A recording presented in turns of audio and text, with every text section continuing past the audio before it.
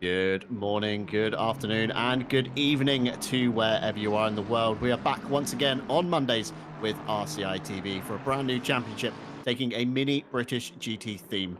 Donington Park plays host to round 3 tonight, just over 4 kilometres in length with 12 turns. GT3 lap record held by Ewan Hankey with a 1:24.977. We'll see how close our drivers can get to that one tonight.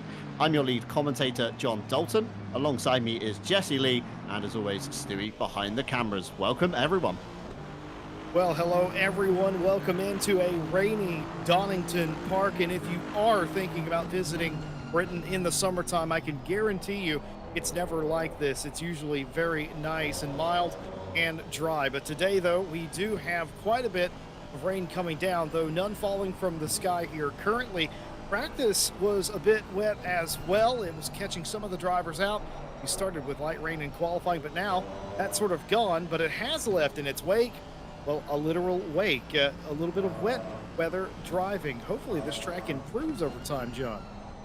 Yeah, fingers crossed, Jesse. I was watching the practice server, and the conditions very varied in there as well. So those guys that have been spending a little bit of time in there are going to be well rehearsed in what is going on right now. Of course, the rain has stopped. It was raining for the first few minutes of qualifying and has literally left a lake on the track, should we say. Dry spots starting to form, and we ride on board here with Christoph Verstappen in the 747 as he comes down towards the latter stage of the lap, turns 9 and 10 through the S's. It's very easy to get this corner wrong, take too much curb, and it will be a track limits violation. And down to the Melbourne hairpin, where we expect to see plenty of passing. Turn 11, it's almost a double apexer. Very tricky to spot the apex on approach, but once you do, you've really got to focus on getting a great run down to the last corner of Goddard to turn 12. And you might see Christoph Verstappen go a little bit wide to set up his next lap, but he's not. He's taking the tighter line to kind of try and propel himself to the line that little bit quicker, just to get a banker lap on the board, and the first driver to cross the line with a 1:31.160. And a lot of drivers are going to be finding their feet here, Jesse. It's going to be very tricky to figure out what's working, whether it's better to be on the dries or the wets, and how your pressures and temps are going to come in and up. Yeah, it was actually a question. I was listening to some of the drivers talking amongst themselves in the garage prior to qualifying kicking off. They were having exactly that conversation of, I wonder when the equalizing point will be, and maybe some of the teams out there, they were theorizing, would go out on a dry qualifying setup at least and not even worry with the wet weather permitting, of course. Now I don't think you can do that quite yet. The track very damp still, but we're not too far away, and especially with this many cars out on the racetrack here, I think we're that far away from that actually becoming the reality. I think now it's just about setting a banker lap, putting something on the board just in case it doesn't improve as much as we theorize it might. Yeah, it's all about theorizing at this point to see what will happen. Of course, the air temp 21 degrees C, track temp 28 degrees C, so relatively warm considering the current conditions. So you might even see the track beginning to dry out towards the latter half of this session. And if it does, of course, it's going to be like it always is, Jesse, where you want to be the last driver to essentially cross the line when the clock hits 1 second. You want to be beginning your final lap to really nail in another time, and Christoph Verstappen's time is tumbling down, 1:29.9 on the board. Ulrich, the next closest driver, followed by Jordan Daly very close behind. Aston looking quite strong. McLaren's been looking relatively strong in the championship so far, so it's going to be a battle of the British manufacturers at the top today, I think, Jesse. Well, it's only right, to be completely honest with you. We are in Old Blythe, and I think the British marquees have done a fantastic job preparing themselves for this race, and just comes with the territory just a little bit too as well. It's also nice to see so many of them doing quite so well. You're talking about the times tumbling. They'll probably continue to do that. Some of the parts of the track, as I look out over it, are a little bit drier than others. Some of them still have significant water, even on the racing line, but you're absolutely right about that. You do want to be the last one out there. Some of you at home are probably thinking, oh, come on, it can't be that dire, that serious, can it? Well, let's just put it this way. 2 drivers this season have put it on pole by virtue of being the last car on a valid lap and absolutely sticking the lap to, mind you, Phil Roberts and Jordan Daly. And I think today, could we make it 3 for 4? I reckon we could. Or actually 3 for 3, I've just realized. Yeah, only the third round was still, not even halfway through the season yet, so plenty The double of first time round ahead. threw me there for a second. It is. It's the first of 2 trips to Donington, and we'll touch more on that one later. But of course, tonight will be a 1-hour, 30-minute format with 2 mandatory pit stops to serve in a 50-minute window, I believe. So it's a very tight window to serve those stops. So strategy is going to come into play, and of course, the weather conditions, if they stay as changeable as they are, could really throw a spanner in the works for a lot of these drivers. But riding on board with Phil Roberts as he comes down to the Melbourne hairpin of turn 11, wants to try and get a best run out as he can. Windscreen wiper still going on that McLaren. A lot of cars still on the wet tyre, of course. Track is still damp, so the slicks don't really generate enough heat, and then the wets kind of generate almost too much heat sometimes with no standing water to cool them down. But Phil Roberts towards the line does improve up into P16 for Kaiju Racing, but we're used to seeing Phil in the top 10 so far of this championship, Jesse, with obviously the round 1 win. Both in round 1, race 2. Big moment there from Phil. Very well held. Traction control certainly helping, and I imagine a lot of these drivers are going to be playing with the electronic aids in the car, the TC and the ABS, to see how low they can really run it in these slippery conditions. Yeah, that big slide right there, that's so unusual on a wet setup. I wonder if maybe Phil Roberts is out there running a dry setup for Kaiju. Of course, multiple of those cars will be sharing information amongst themselves as well. I wonder if maybe Phil just going out there, using a little bit of a hunch, saying maybe I can get away with it on a damp racetrack, and perhaps they have, but not quite the times you would expect. Verstappen up in front of the field, that 29.9, still the quickest that we've had so far. You've got Martin Ulrich in second place, Jordan Daly in third, but coming to the line here, looking to pick up. He needs nearly 9/10 to take the pole position, and that was not a valid lap. That was actually an out lap.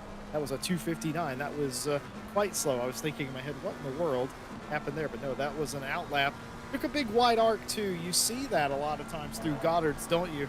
Cars taking big, wide arcing lines through that final hairpin to get a lineup or a run up into the pit straight and into Redgate. Certainly what Jordan Daly did there for Triple R. Worth such a small margin sometimes, Jesse, but we've seen it in a previous qualifying session. It is the smallest of margins that do, of course, gain you those positions. So every kind of 10th of a second they can find anywhere at all, these drivers will be exercising it. And you see their big armful of opposite lock for Jordan Daly through turn 8 of Coppice. Not going to help his run at all down Starkey Straight, of course, where the Dunlop Bridge used to arc over the circuit, which is no more. Down to the S's, turns 9 and 10. Be very careful over these green bits. They still retain a lot of moisture, nearly in the gravel, all over the grass, and being told the lap is invalidated, and rightfully so. Daly over to the side of the road, back to the pits to try and reset, I would say, and see if he can get himself back out for another 5-minute stint towards the end. Yeah, he's going to have time. It's not the world's longest circuit, of course, so 90 seconds gets you a lap around this joint, even in these conditions. So not a real big deal. He'll get to reset, run a couple of laps.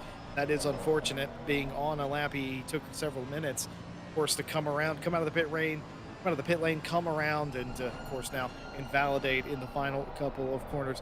Kaiju Racing's Aaron Jackson in the 99. They have not invalidated yet, looking for another strong showing out there here today. A corner away from delivering a lap time that appears to be a little bit better than their previous. Will it be top 10 worthy? How far up will they go? And oh my goodness, they go P2. It's a 30.550. Splendid lap there in the Mercedes from Aaron Jackson. And just looking out the commentary booth window, I think I'm seeing some yellow stickers on the side of those tires, Jesse Lee, which means Aaron Jackson is maybe one of the first cars to attempt the dry run, and I think it's paid off. He's not too far off Christoph Verstappen's top time that was set on a set of wets much earlier in the session. And just trying to have a squint through at Verstappen's car to see what tires he is on here, and it's looking like another set of dries. So it seems like the window for dry tires has just come in, Jesse. We should see these times tumbling right down now. Yeah, it makes complete sense. You're not going to make up any more time, especially in these conditions. Look at the weather, though, by the way. 30 minutes from now, obviously qualifying will be done by then, but in 30 minutes from now, rain occurring on the racetrack. That's important for the upcoming session, because even if this isn't necessarily on the same day, could change the track. We're probably going to start, if it's a dry track, it'll probably be green, but I wonder if maybe these showers are going to persist throughout the rest of the day. we're going to end up with a wet start for the race. But neither here nor there. Christoph Streppen on the dry tires, knowing what everybody else knows now. You're not going to make up any more time on wet weather tires. The track is sort of equalized. You might as well go out there, grit and bear it, so to speak, for a lap and get at least one good one, or maybe two, with the amount of time left on these dry tires. Verstappen with that 29.9, that was the quickest in the dry. I think we're about to get the answer of how quick he can be in, or excuse me, 29.9 was the quickest in the wet. I think we're going to get the answer to how quick you can in the dry now. Yeah, of course, track has evolved to greasy. If you look to the top right-hand side of your screen, you can see that there. And Verstappen over the line with a big improvement there, down to a 1:29.672. Fastest car on the track at the moment. Martin Ulrich in the WRT BMW wants to try and get a good run out of the Melbourne hairpin. Of course, the BMW with the low down torque does propel itself off the corner very well if you can put that power down, and takes the more wide arcing line, as you said, Jesse Lee. Not sure if he's outbraked himself or setting himself up for the next lap of turn 12 of Goddard's. Jordan Daly currently resides down in P9. Of course, we're used to seeing him further up the order for the Triple R McLaren 720S Evo, and again goes very deep into Goddard's and almost misses the second kind of arcing line. I'm not sure if Goddard's is still particularly wet compared to the rest of the circuit, catching a few drivers out, maybe a Daly up into P4, but quickly shuffled down to P5 by Falaska, I believe, in the BMW, the number 32, who puts himself just behind Christopher Streppen on the front row of the grid. Ted Edwards, big improvement there as well, all the way up into P3 for Ted Edwards with a 1:30 there. Times are improving, Jesse, and it's going to shuffle the order. If you're kind of out of sync and you're not on the right kind of strategy at the right time, you may find yourself shuffled down the grid very, very fast. It's coming in hot and heavy here in the last couple of minutes here in qualifying. Falaska into P2 for the qualifying thus far. Everybody out on track right now will have a minimum of 2 laps left in this session, providing they don't send it off the race course. If they do that, of course, their qualifying is just about done and dusted. But if you're on the course now, and I mean exactly right now, you'll get about 2 laps left. Anybody crossing the line now, though, will only get one more time around. Tobias Lang for the Limitless Speed drivers. They've shown up in force for this championship, and they've mostly shown out. Lang was up in the top 3 earlier on in this quali session, and they have been shuffled all the way down to 19th. That's what happens when you have a changing racetrack. You can see the drying line. They're on the dry line, just not cutting the inside, and there it is for Lang. Way better time, puts him back into the mix up into P3. The 29.8 for Lang. Very nice time. As I suspect, not the last that's going to improve here. Yeah, I imagine everybody is going to be improving from now on out, Jesse. Of course, track getting drier and drier. Ted Edwards to the line with a provisional pole, 1:29.607. Stop the count, indeed. It's going to be a very interesting one if Christopher Streppen can't match that time of Ted Edwards. But looking to the first 2 sectors of this lap already, this is looking like a very strong lap, Jesse. He's only got to keep it together for 2 more corners. Try and maximize the exit out of the Melbourne hairpin down to Goddard's. Don't outbrake yourself. Run it very tight. See the footwork there in the bottom left-hand side of the screen. Still the steering wheel kind of tweaking away as he comes towards the line. Pole position, 1:28.390. Absolutely dominating the field with just 3 seconds left on the clock. He's going to have another shot at it, whereas everybody else now is on their final lap. And Lang looks like very messy through the chicane there. Not sure if that's hindered his lap at all as he comes down into the hairpin, Jesse. Shelgren enjoyed a brief moment of provisional pole position before Verstappen took it away from them. Carlos Caladiad in the Iron Lynx liveried Lamborghini driving to the line here, down in 24th place as the line keeps shuffling, of course, looking for a big improvement and gets it. It's P3, currently a 29.373, the better part of a second off of Verstappen. Kuzma goes P3, Tobias Lang goes P2 at the end of qualifying, and it's all kicking off here. The 32 gets across the line and goes P3 themselves. Several cars, everybody just about improving. Shelgren, who was on provisional pole just moments ago, just barely inside the top 10, but still on a valid lap. Here comes Andy Boardman. Such a fast evolving track, and as soon as somebody sets the time, they've instantly been shuffled down again. Boardman up into P2 with the Ferrari 296, the number 69. best number on the field there. And Nicholas Keller for the F2O Racing Team, the number 27, one of the last cars, I believe, in the queue to come across the line and set a time. Chris Downing now up into the front row of the grid, P2. Nicholas Keller, what can he do? The final car to cross the line here, Jesse. He does go P2, but still, look at the margin that Christopher Streppen has. Absolutely dominant performance from the 747 Aston Martin. Christopher Streppen set an incredible lap, and it needed to be. It hasn't been the best points haul for them this season. If they can take this into the race and potentially win this, that brings them right back into this championship, nearing the halfway point. The qualifying results shows you the extent of the damage. Verstappen quickest in sector 2 and 3, but not the quickest in sector 1. That's Keller who is quickest there, but a 28.398. Good enough for just about 3/4 of a second better than anyone else. Downing and Boardman make up your second row. Lang, Alaska, and Kuzma, Kaladiad, Shipston, and Rybecki, your top 10. And outside of that, Shelgren, who just with 1 minute left of qualifying, John, was on pole outside the top 10. Absolutely crazy session in the last stages. Everybody shuffling themselves back down the grid, and just look at the abundance of McLarens, Jesse, just outside that top 10, all the way down nearly to P30. Every other car being a 720S Evo, so maybe not the nicest car to drive in the wet. And Jordan Daly very far out of sync as well, all the way down in P28. So keep your eyes on him. But for now, we're going to roll through the championship standings as they currently are. Heading up the field so far, Nico Kuzma on 82 points, Phil Roberts on 80, Tobias Lang on 74, with Nicholas Keller on 68. Thomas Earntrout and Andy Boardman both tied on 60 apiece. Kjellgren on 55, Verstappen on 46, Hartmann on 40, and Martin Ulrich on 36, rounding out your top 10.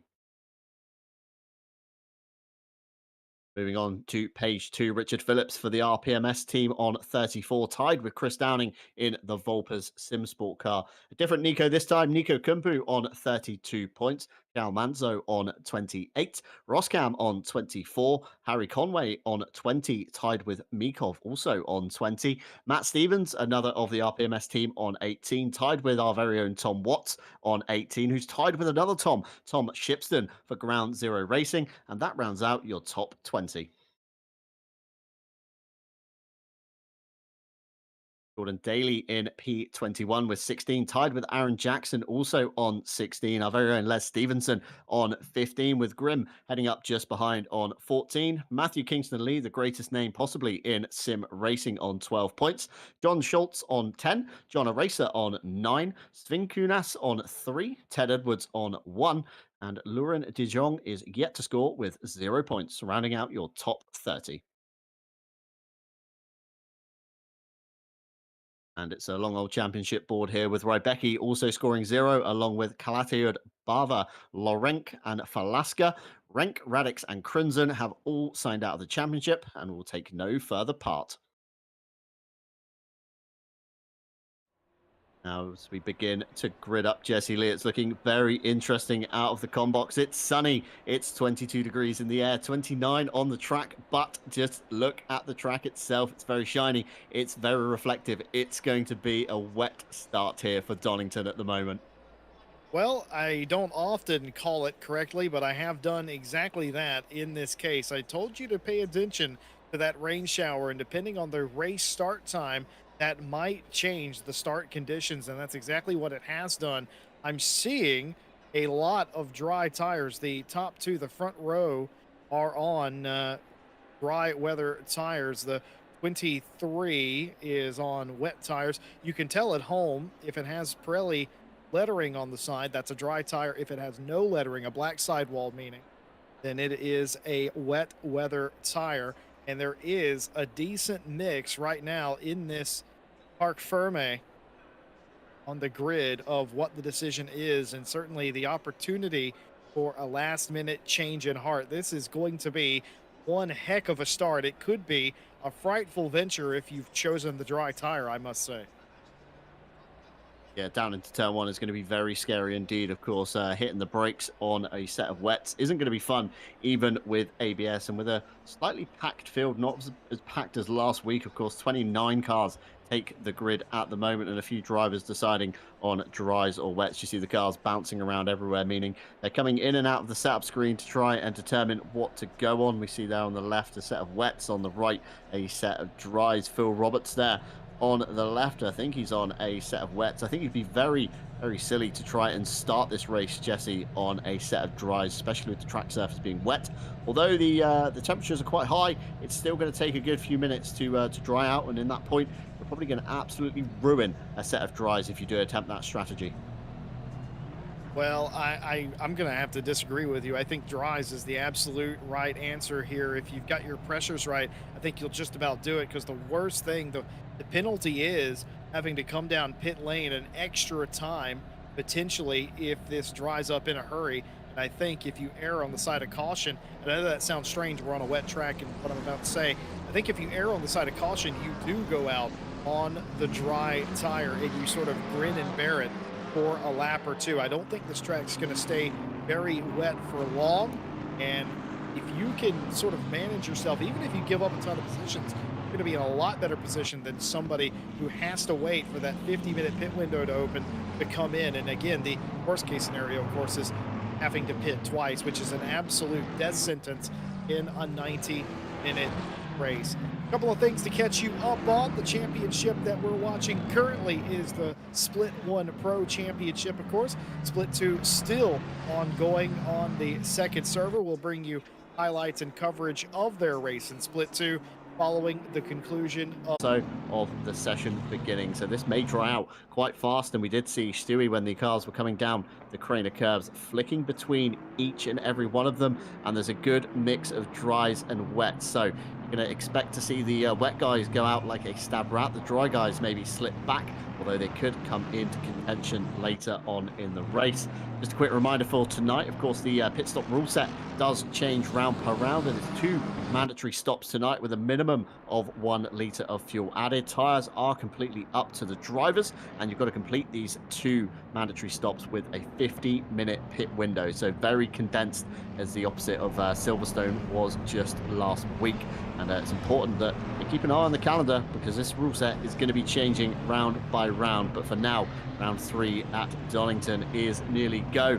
Cars, of course, 2 by 2 coming out of the Melbourne hairpin down towards Goddard's. Fantastic drone shot here. Stewie's going to cut through the pit lane and through to the pit entrance. Again, that's a very tricky area of the track. Be careful you don't brake too late coming into the lane and catch a penalty. But cars now beginning to speed up from the last corner towards the gantry. They go 1 hour 30 on the clock. Currently 1:07 in the afternoon. Ticks over to 1:08. Waiting for the green flag to drop. It goes. Typically a very late hold now down into turn 1 for Streppen on the defense already. Wants to hold off the Ferrari of Keller. They're 3 wide in the background already. A little bit of argy-bargy into turn 1. Elbows out. A car's turned in the midfield, been turned around by somebody else. Somebody else off to driver's exit of right, and they're nearly in the wall in a completely different postcode. Hopefully they can filter back on into the Craner curves with not much trouble, although there's a big pack of cars there. Be very careful, and somebody nearly getting tripped up there, having to slam on the anchors nearly at the bottom of there. Somebody else off in the old hairpin. Looks like Carlos Calatayud on the pink Lamborghini. I'm not sure who else that was. 2 drivers left. A little bit of chaos at the start, a few yellow flags being thrown, but the front runners, Jesse, look like they've got off to a fantastic start. Yeah, a couple of them, not so much. In the second row, it was all jumbled up there, and I believe that was Nico Kumpu, one of the cars that took one of the initial wild rides. They were able to get it back on the track. I have no idea who was in the black car that went hurtling into the inside grass area of the racetrack. Luckily, they didn't make it to the wall. They were able to rejoin at the back. Oh, and a little bit of contact here as they come to the S's. They sort it out before they get there. Everybody single file pretty much, and nobody overrunning the corner unless except one car that does get into the dirt, and now somebody hits the outside curb. I think it's the same car as earlier, and they will rejoin without further incident. Up in front of the field, it's Christopher Streppen, who leads Tobias Lang, who leads Kuizma and Keller. They've all got away, and they've just about made it. Can't say that for all of the drivers. Alaska in the background, I think, has dropped a few places, but still up inside the top 10. Ted Edwards has gained several spots up inside the top 10. Oh, Aaron Jackson's been spun. Let's see what's happened here. A lot of spray coming into Goddard's around the slightly wider line. I think that's Barber on the inside, just collects Jackson and sensibly, I guess, kind of mats the throttle to loop the car around to keep the arse end off the racing line, and everybody just about gets away with it. Aaron Jackson does return to the tail of the field, although a lot of catching up to do in that Kaiju Racing Mercedes as Jordan Daly is hustling his way up the field, currently into P15. John Schultz all over the grass in the background in another Kaiju art kind of themed car from the Aston Martin entry of Le Mans many moons ago. I believe they ran a similar livery. You've got to be super careful here, Jesse. We said on the exit of the S's there was a big slide from somebody. This green AstroTurf retains a hell of a lot of moisture when it does come down and rain, although the tracks, it was a little contact there from Ulrich, I think, somewhere in the field. I'm not sure who went off to the right. Ulrich, of course, in a BMW, but that was definitely a McLaren, possibly Kellegren, we're being told in our ears, down into P25. He was certainly in the top 10, so that, of course, makes much more sense to us. Kellgren, yeah. Just look at the drying line as well, Jesse, that's forming at the moment. It certainly is. It's still very, very damp. Here's a move. It's a brave old move. Oh, and it was contact there between Ted Edwards and Kaladian, and that spun the CLR car as well, as Calamity found all of those drivers in one fell swoop in the old hairpin. It's such a collecting point, isn't it? Doesn't matter what racing you're watching, British touring cars, whatever, it always is a linchpin, and it certainly was here today in these tricky conditions. It's so dangerous what you're seeing right there, trying to brake on the line. Oh, Phil Roberts spun. Phil Roberts has been spun in the Melbourne hairpin. Yeah, it's going to be detrimental to Phil's championship contention. Of course, such a great, strong start at Alton Park, his home circuit, he said to us in an interview. And obviously Silverstone wasn't really the result he did want as we run a ball with John Schultz in the middle of the pack here. We got Mikov, Daly, and I believe Grim Lilith ahead in a nice little fight here. So front seats for the John Schultz car, the Kaiju Glitch Mob, number 2 Aston Martin. And in his mirror, he's also got Roskam in the Porsche. Just look at the oversteer Mikov gets coming out of Coppice down towards the S's. It's going to be a side-by-side move, and we know 2 into 1 doesn't quite go, Jesse. And I think Mikov just about backs out of that, gives Schultz the outside line to cut back across and take the corner. And John Schultz up into P14. He can now focus towards the back of Grim Lilith in the Mercedes ahead. John Schultz is just trying to find their pace a little bit, and has, of course, Jordan Daly punch and Grim Lilith punching a little bit of hole in the air for Schultz. He'll be very thankful for that, but now he knows they have to battle themselves. One car into the pit lane, and that's Tobias Lang. And was that due to the wrong tire choice? Tobias Lang down into the pit lane, Hartman down into the pit lane, Ted Edwards down to the pit lane. These are all the cars that have taken the wet weather tire that is no longer working. The track's gone greasy. That is the point where you have to get off these tires. It is completely not beneficial. You can clearly see on your television screen the run in, or the dry line. That is a full dry line. There's no rubber on it, mind you, but it is still a dry line. And now, of course, those on the dry tire, they have to stick to that lest they lose traction. Case and point, Les Stevenson.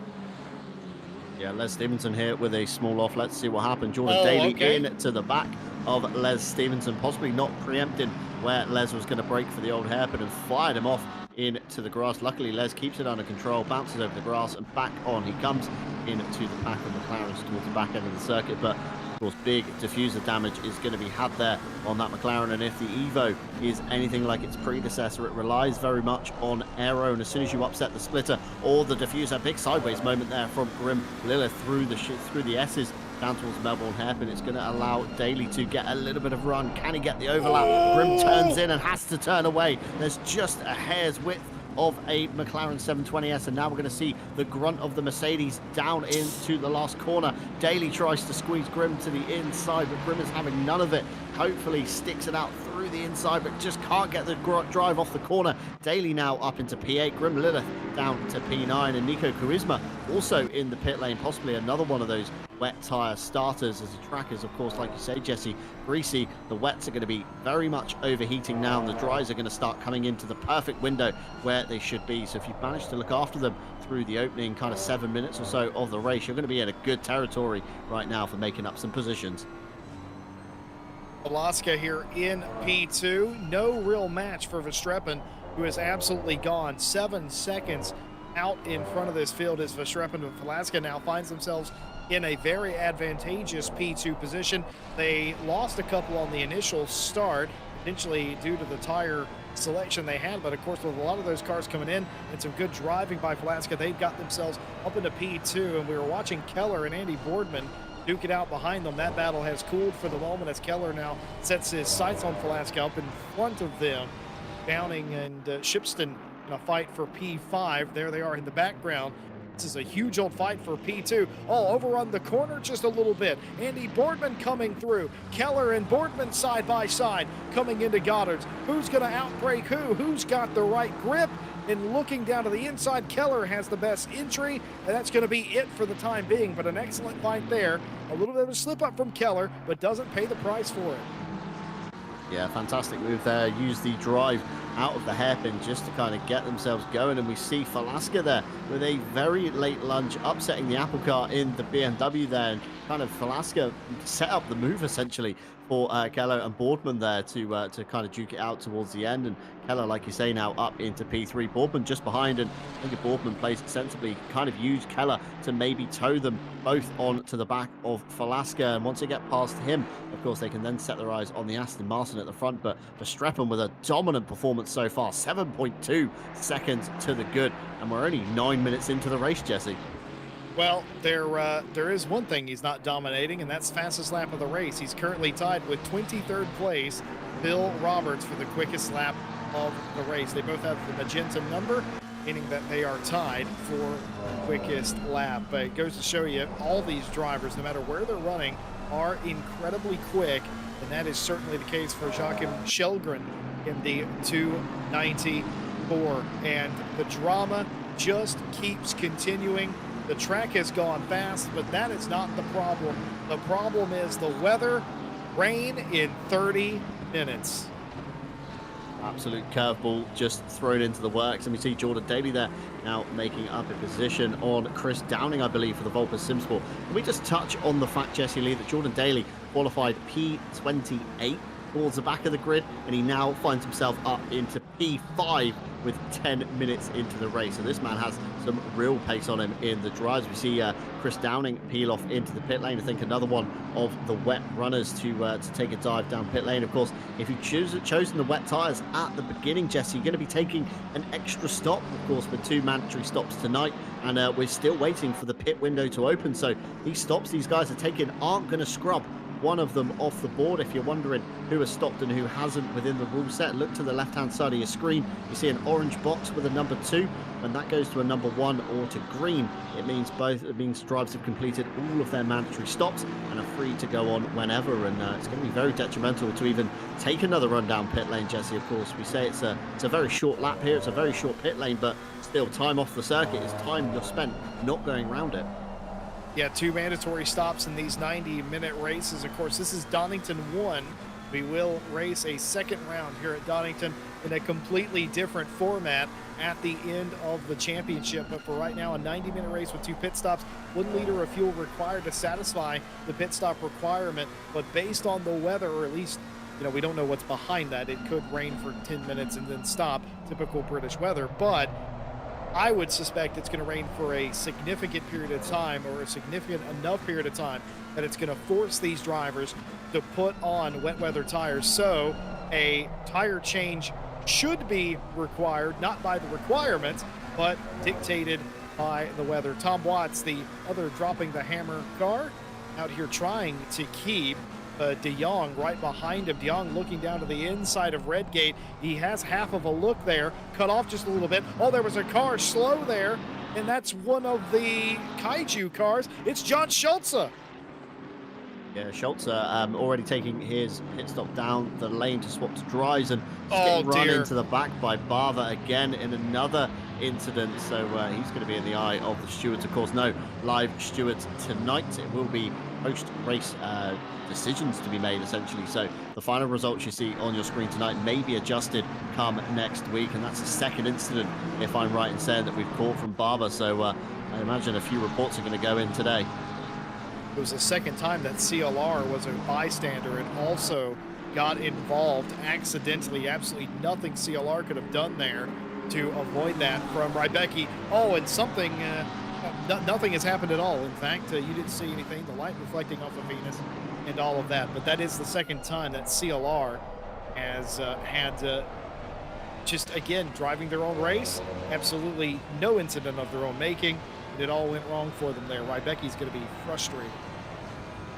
Yeah, absolutely so. There's nothing more frustrating than a drive when you're an innocent bystander, and Keller getting very close to the back of Boardman. I think there was a touch. Boardman is sideways in the corner, and Keller's going to have the run around the outside of the crane. As if he's very sensible, he should back out and allow Boardman to retain the position, and he has done so. So not sure how Boardman found his way past Keller in the first place, but Keller getting very eager into Redgate, wanting to get a move on already, and just need to play the patient game here tonight, Jesse. Of course, you've got the extra half an hour these drivers aren't usually used to. You know, normal sprint race format is an hour. Tonight is an hour 30 on the clock. You've got more than enough time to get a move on or pressure your rival into a mistake, or maybe even with 2 trips down the pit lane, you could even jump them in a pit stop. If you've been rehearsing your pit lane, you know, formation in and out, and your opponent hasn't, that's where you're going to gain a lot of time. And coming down the lane twice, that could be a very big gain in a few positions. So keep your eye on the pit stops and who are the big movers and shakers. Phil Roberts has gone off somewhere between Starkey's and McLean's. Was there contact here that led to this, or was it a curb? It was a curb. It was absolutely a curb out of McLean's and hard into the wall. That is going to be huge. Yeah, very big damage for Phil Roberts there. And exactly what I was talking about earlier, Jesse, with the AstroTurf kind of retaining a lot of moisture. Of course, the track is fast, although there's not a lot of grip out there at the best of times. So even on a fast drying track, should we say, there's definitely going to be no grip. And maybe the McLaren just catching the bottom of the floor awkwardly, steering him off to driver's right. Tom Watts under pressure from Shelgren at the moment in the 294 behind, looking to make up a few positions. Has made up 10 already, but he's now finding himself stuck behind, dropping the hammer. The number 42, of course, Les Stevenson in the sister car, who is up in P10 at the moment. And we've got a really big gaggle of McLarens again, Jesse. We said it earlier on in qualifying, they're all towards the back of the field, and now they're kind of in the mid-pack, but rain on the horizon. We saw they weren't too quick in the wet conditions in qualifying, so we see these McLarens shuffling back and a few other manufacturers shuffling up as Shelgren looks to try and make a move around the outside of McLaren's. It's a very tricky corner. Tom Watts on the inside tries to do the old switcheroo and get the better run up to Coppes. Can he get an overlap on Tom Watts? He can. I think Tom Watts sensibly maybe gave up that position on Shelgren, but he's got to be careful now because Nico Kumpu is now coming up the inside towards the S's. I think Tom Watts has got the draft from Shelgren just enough to defend from the attacking McLaren behind, but this is going to be a tricky fight for Tom Watts to stove off for the next hour or so. A lot of times you need a little bit of driver awareness. You can't keep up with all the cars, especially when you have 28, 30 cars in a race. You don't really know, but it kind of put stock, contact there maybe just a little bit between De Jong and Kumpu as it's calamity in the background as John Schultze has found himself in contact with his own teammate. Was that what instigated that, or was there something else? Oh, it was the 2 Kaiju teammates making contact. Yeah, the Manzo getting involved as well on the outside of that one. So RPMS and Kaiju coming together. And the worst thing you don't want happening in a race, isn't it, Jesse? It's friendly fire with your teammate or maybe even another manufacturer. It can be detrimental to any championship that you're running. But the Kaiju guys, of course, fielding quite a few cars, and there is no team championship. It is purely based on drivers for the Mini British GT. But, you know, friendly fire, it's going to upset the camp, certainly, Jesse. Yeah, there's going to be an internal conversation that we won't be privy to at some point where they debrief. The drivers will have to talk, say, hey, this is what happened. I'm sorry about that, obviously. And they'll try to avoid stuff like that in the future. But it's an awkward conversation. I've been a part of a few of them myself over the years. And you never want to have to explain, especially if you're the one that was in the wrong. You never want to have to go to your teammate and explain why you did the silly mistake. Because that's really what it is. There's no intent behind it. It's just a momentary lapse of judgment. Throttle placement, brake placement wasn't where you left it. It can all go wrong in a hurry. Andre Hartman here, something going wrong into Redgate. Oh, the closing distance here, and it's a big old shunt there. Was something wrong, I wonder, with Hartman's car that put him in the precarious position anyway to be hit like that, because even for me, that was slow through red gate. Yeah, it looked like Chris Downing was almost caught off there by how early Hartman broke, and Hartman was one of the top contenders at Alton Park that I was at. Of course, Silverstone I was absent from essentially, so I didn't really catch what happened with that team. Although they did have a strong showing in round one, so very surprising there. And Mattia Bava, I want to say a great kind of gain for this driver here, but entangled up in a few incidents already, and hopefully he can keep it clean for the rest of the race. He's really got to keep his head down and out of trouble, I think, now.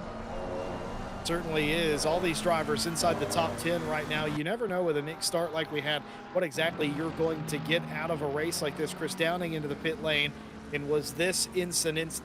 Excuse me. Was this an incident? Oh, that's so awkward too. Just went over the S's curbs, and unlike most people, their knee-jerk reaction is to pull it back to the right, and they end up in the inside wall. They were just pulled further off of the racing track, and they have decided to put their car in the garage. But like I was saying, when you get a race like this with a mixed start, you're never quite sure who your players are going to be when the dust settles. Right now, I think we've got a really good idea of who our players in this race are. About Roskam trying to make a maneuver here, trying to get by Becky in the, certainly at this point, damaged CLR machine. But look at that top 10. You got Verstappen leading the race, Alaska in second place, Boardman, Keller, Daly, Shipston, Lilith, Mikov, Bava, and Les Stevenson. That's a heck of a time. Yeah, some great drivers in the top. A lot of RCI regulars, and Falaska, a driver who I've not seen drive before, putting on a great show already. And Bava to the inside of Mikov into Redgate. Gets the move done, I believe, very safely indeed. And coming down the corner curves, no more moves to be had there at the moment. Bava up into P8 in the number 33. Mikov down into P9. And the battle with Roskam and Rybecki still rages on towards the top of the circuit here into turn 9 of McLean's. The Porsche probably going to have better drive off the corner, but the Aston's probably got the grunt down these slightly longer straightaways. You might see it pull away into the S's, and Roskam taking a much tighter line to try and get the grip of the Porsche down. Of course, the engine mounted over the back axle, for those of you that are commonly into your GT3 racing, normally means great traction from the corner, but the grunt of the Aston just pulls away ever so slightly through the S's. A very bad run for Rybecki, and this could set Roskam up into the Melbourne hairpin of turn 11. He's trying to dart up the inside, make the Porsche as big as he can in the mirror of Rybecki. Rybecki holds his line and stern and fends off the Rebound Racing number 96. But look in the mirror, we've got John Aracer for the 699 Racing Team now getting involved in this fight, and this could soon become a little bit of a three-way. And we say it time and time again, Jesse, that you don't want to be in a three-way fight is that guy in the middle. You certainly don't. There are some that thrive on that. I've heard other drivers tell me too that they love being the car out in front, doing the defending. I have to agree with that. I don't mind being the car in front, but 9 times out of 10, what will a driver tell you? I want to be the guy third in line. I want to have a view of the battlefield. I want to be able to dictate my own destiny, and that's the freedom you get for being the third car. Position from John Aracer there, very clearly. Oh, is that Bava again? That time into the back of Grim Lilith. Yeah, Bava getting involved in a third incident, so not going to be a very pretty one come the end of this race. And unfortunately, no live stewards to be had today. If that's why you're shouting at your screen asking where the penalties are, it is going to be a post-race affair here, with staffing levels being a little bit low here at RCI. And a lot of the stewards actually racing in this event as well. We've got to give them some you mean time like Grim? off. Like Grim, almost, one of our stewards. And I believe Phil gets involved in stewarding now and again as well. So if you do want to help here, exactly, if you do want to help here at RCI, which moves me smoothly into my next point, we do have a vacancies Discord channel, should we say, in our Discord, where you can find everything you need to know about what we need and where we need them and when we need them. And you can never have enough stewards, Jesse, I'm told by Phil Roberts. No, absolutely not. We're looking for broadcasters, and I would imagine stewards at this point. We've got a decent, healthy amount of commentators, just not enough broadcasters. We'd like to do more broadcasting, of course, than we do, and that's saying a lot, considering we'll bring you 3 races, but you take my meaning. Broadcasters are very much in demand, so are good stewards as well. Jack here trying their best inside the top 10, trying their best to get by Grim Lilith and keep Bava behind them. Of course, Bkov was able to see exactly what happened with that previous incident. When you have a driver that's been involved in a couple of incidents, surely you've taken notice of that, John. Do you drive differently around them? Are you a little bit more leery than you would have been otherwise? Yeah, absolutely. So, you get it in any form of racing, any discipline. You know who the aggressive guys are going to be. You kind of get a feel for a lot of the drivers in the season, especially if, your seasoned veterans of RCI like Verstappen, Boardman, Daly, Shipston, Lilith, Stevenson, just to name a few names down the board. You know who you can kind of race, who can race fair, and who you've got to be that little bit wary of, who are kind of, more aggressive than others. Some drivers are a little bit more respectful and will give you a lot of room. Others will try and squeeze you at the absolute hell to the white line and sometimes even on to the grass. But, make a reputation for yourself of being a little bit of a fearsome, elbows out racer. People are going to start avoiding you, and it's going to make it look like easy mode, but that is something that you don't want happening. Of course, Bava with a big lunge now down the inside of Mikov, and I think Mikov saw that one coming from a mile off. He left a lot of space on the inside of Redgate. Probably been witnessing a few of the crimes that have been committed in the race so far, and that sees Mikov down to P9 and Bava up to P8. But anybody watching back the broadcast is probably going to be a little bit wary of Bava, I'd say, after seeing the first 25 minutes or so of this race, Jesse. Yeah, potentially. We talk about running into teammates and having that awkward team conversation. It's actually slightly easier because you don't have the guilt of hitting somebody that you're supposed to be aligned with, but it can be frustrating too to be involved in many accidents. I think we've all been there at some point. Some days are just not your days, and you create a lot of incidents, and you get a lot of people mad at you, and you kind of apologize and try to do better next time, but it doesn't always make it better. The racing drivers, when they want to, they have the memories of elephants. They will never forget your name and car number or things like that. You got to do your very best to overcome that. Bava still trying to get by Lilith. Keep in mind, after the contact with Lilith, Bava didn't take the spot, ended up giving it back, and they're still contesting that with Mikov in tow here, all racing for the 7th place position.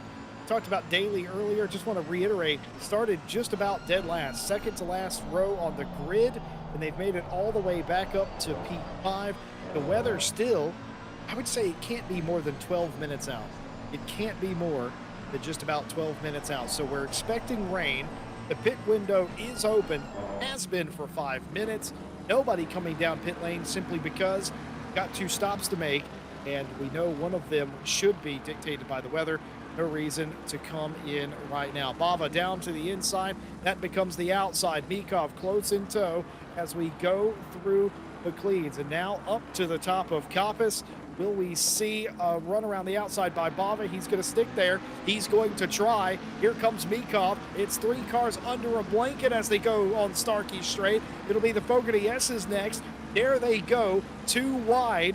All bunched up like that. Mikov says no. Bava says yes. A little bit of contact maybe. Argy-bargy. It's a slow turn. Oh, Mikov right into the back of Lilith. Lilith dances on the throttle and the brake and the steering and gets it back together. Bava goes through. Mikov doesn't take the position. I think Mikov was trying to help Lilith there, but nearly turned him around in the process.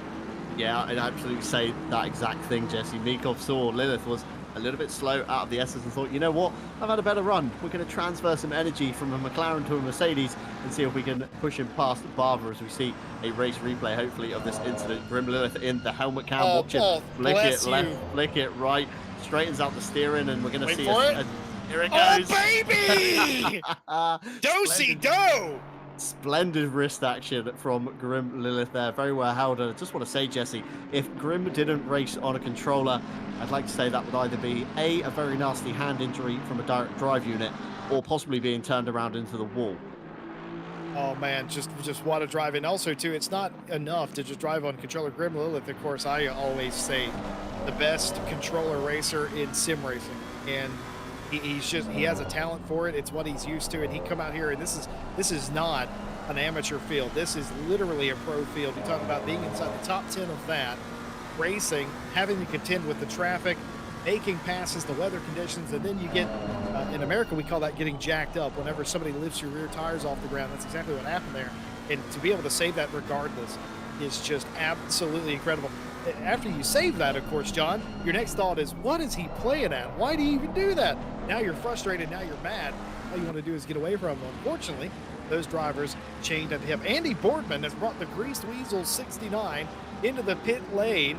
Now, this is interesting. I just got done saying I didn't suspect anybody would come into pit lane now due to the impending weather. Andy Boardman has a different strategy.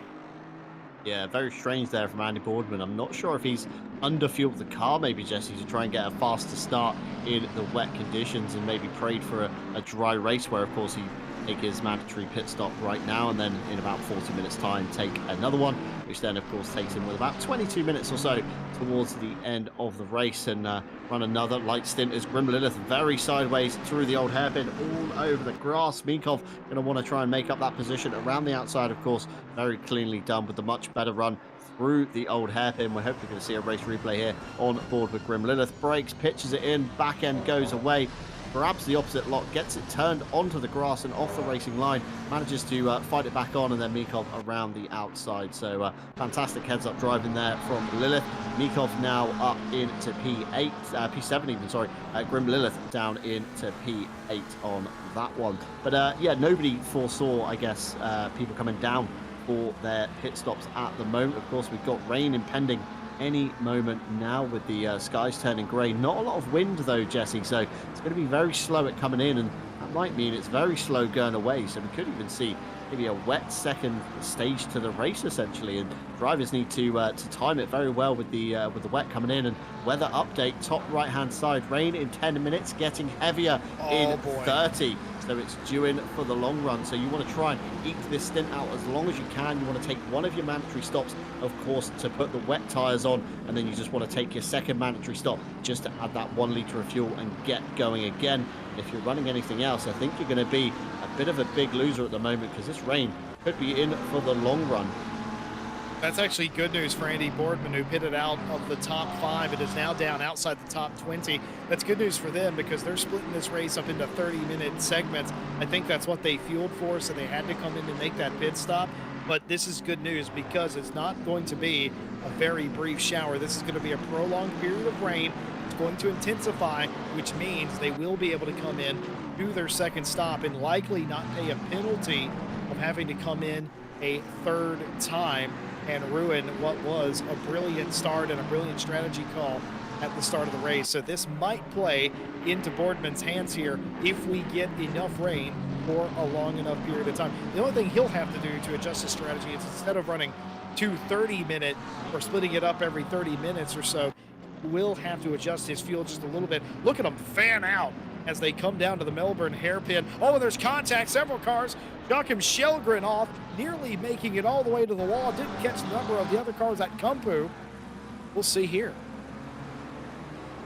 Let's have a look. I think it's Roskam and a racer maybe getting collateral damaged in the fight. Shelgren just missed his braking point completely. A racer was already at the apex, and before he knows it, Shelgren in the door of the McLaren, and Shelgren off into the gravel trap in the escape road straight ahead, and a racer having to take avoiding action from an impeding Shelgren as well. So not going well for Shelgren. Bad start and a little bit of a bad middle stint, but just want to touch, of course, on Andy Boardman. Of course, down the lane he came, and Nicholas Keller now also down the lane to clear one of his mandatory stops. I'm wondering if he's thinking of the Andy Boardman strat, where you come in, you take your short stop now, you wait for the rain to come in, although looking to the top right hand side now, Jesse, rain lessening in 30 minutes. No. It's changed in the last couple of minutes since we've been talking, but Andy Boardman's game plan was probably wait for the rain, come in, fuel the car to the brim, chuck a set of wets on, and just go for the hour while everybody else is stopping twice. He's going to be circulating around, making up a lot of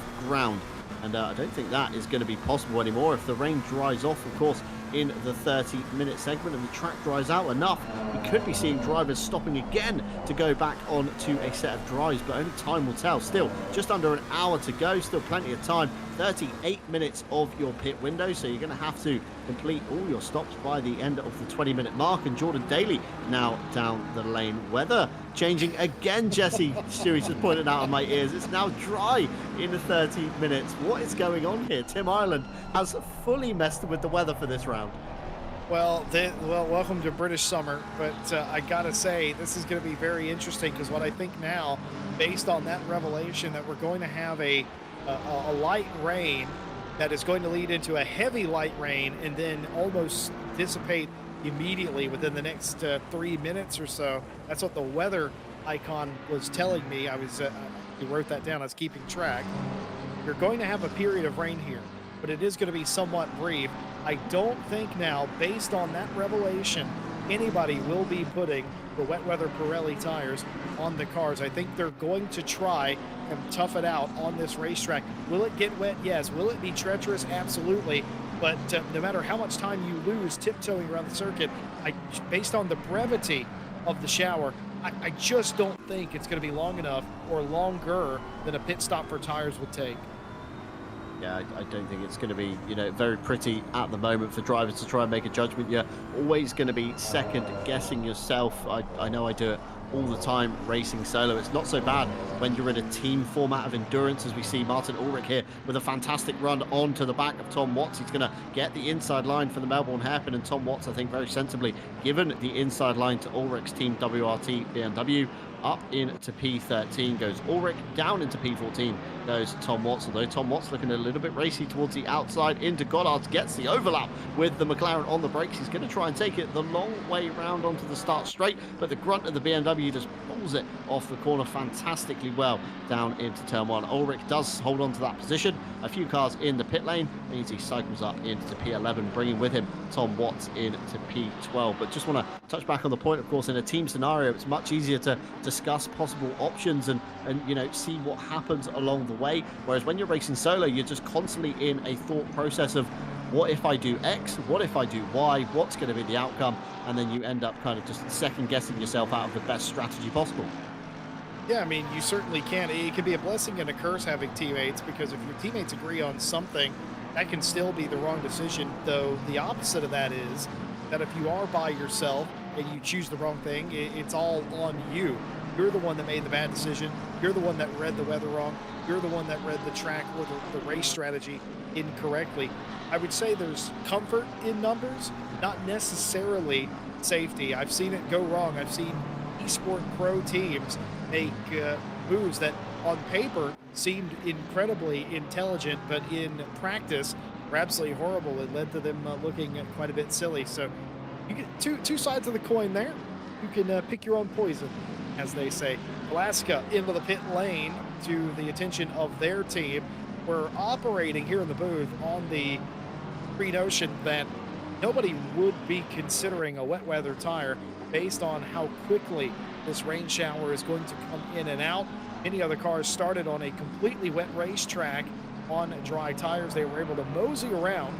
I don't know if that word translates very well. They were able to tiptoe around the racetrack for a little period of time. They may have to do that again. I think that's indicative of these cars coming to pit lane. I wonder, though, John, how many of these cars are forced to come down pit lane based on how much fuel they started with. Yeah, fuel is going to be the determining factor, of course. No driver stint time, no maximum stint time. It's purely dictated by fuel and tyres. And tyres, of course, we know can go for way over an hour into 2 hours sometimes. So it's definitely going to be fuel being the factor that has brought a lot of guys down pit lane very early on in their stint. Possibly, like you say, Andy Boardman wanting to split the race into 3 half-an-hour segments.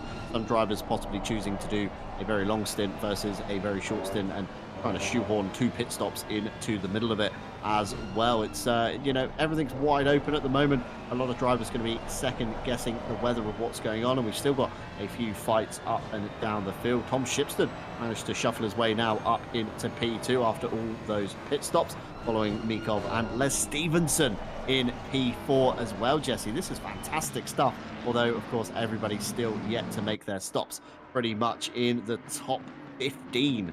Yet not one of them has stopped yet. Your highest runner on the road that has stopped at the moment, Andy Boardman, down in P16. And Shelgren has now found his way up into P9, just behind John Aracer. And we were talking about it earlier, Jesse, weren't we, with kind of drivers getting a reputation for themselves. Aracer is going to be watching his mirrors like a hawk after seeing Shelgren across the inside of his car into the Melbourne hairpin just a few moments ago.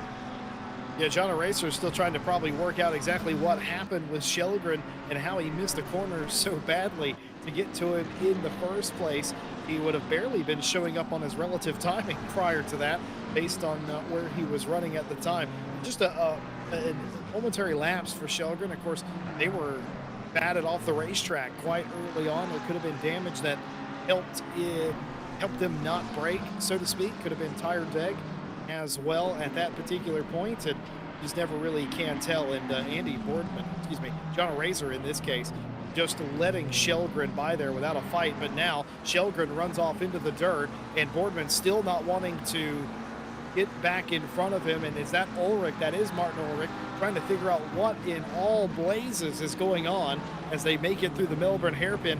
Two drivers trying to accommodate each other, the lights flashing for John Eraser to Shelgren. I am usually pretty good at reading headlight language, but I'm absolutely stumped on this one, and so is Martin Ulrich, who has no idea what he's in the middle of right now.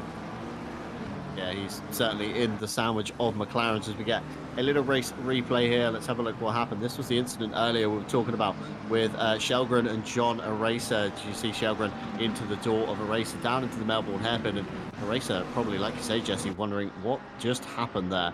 And now you guys, called it, right? You called Yeah. it with Eraser being aware of who's in his mirror. I wonder if that was what he was doing, a little courtesy, letting him by in the Fogarty S's, the Shelgren that is. But it's just, you don't usually see them. It's so odd. Yeah, very strange indeed, especially for drivers to kind of willingly give up positions, should we say. Of course, everybody Right. wants to fight for their own championship. There's no silver in this split. It is all split one pro, so everybody is fighting amongst themselves for championship points. And here it comes, Jesse. Windscreen wipers on, water on the windscreen.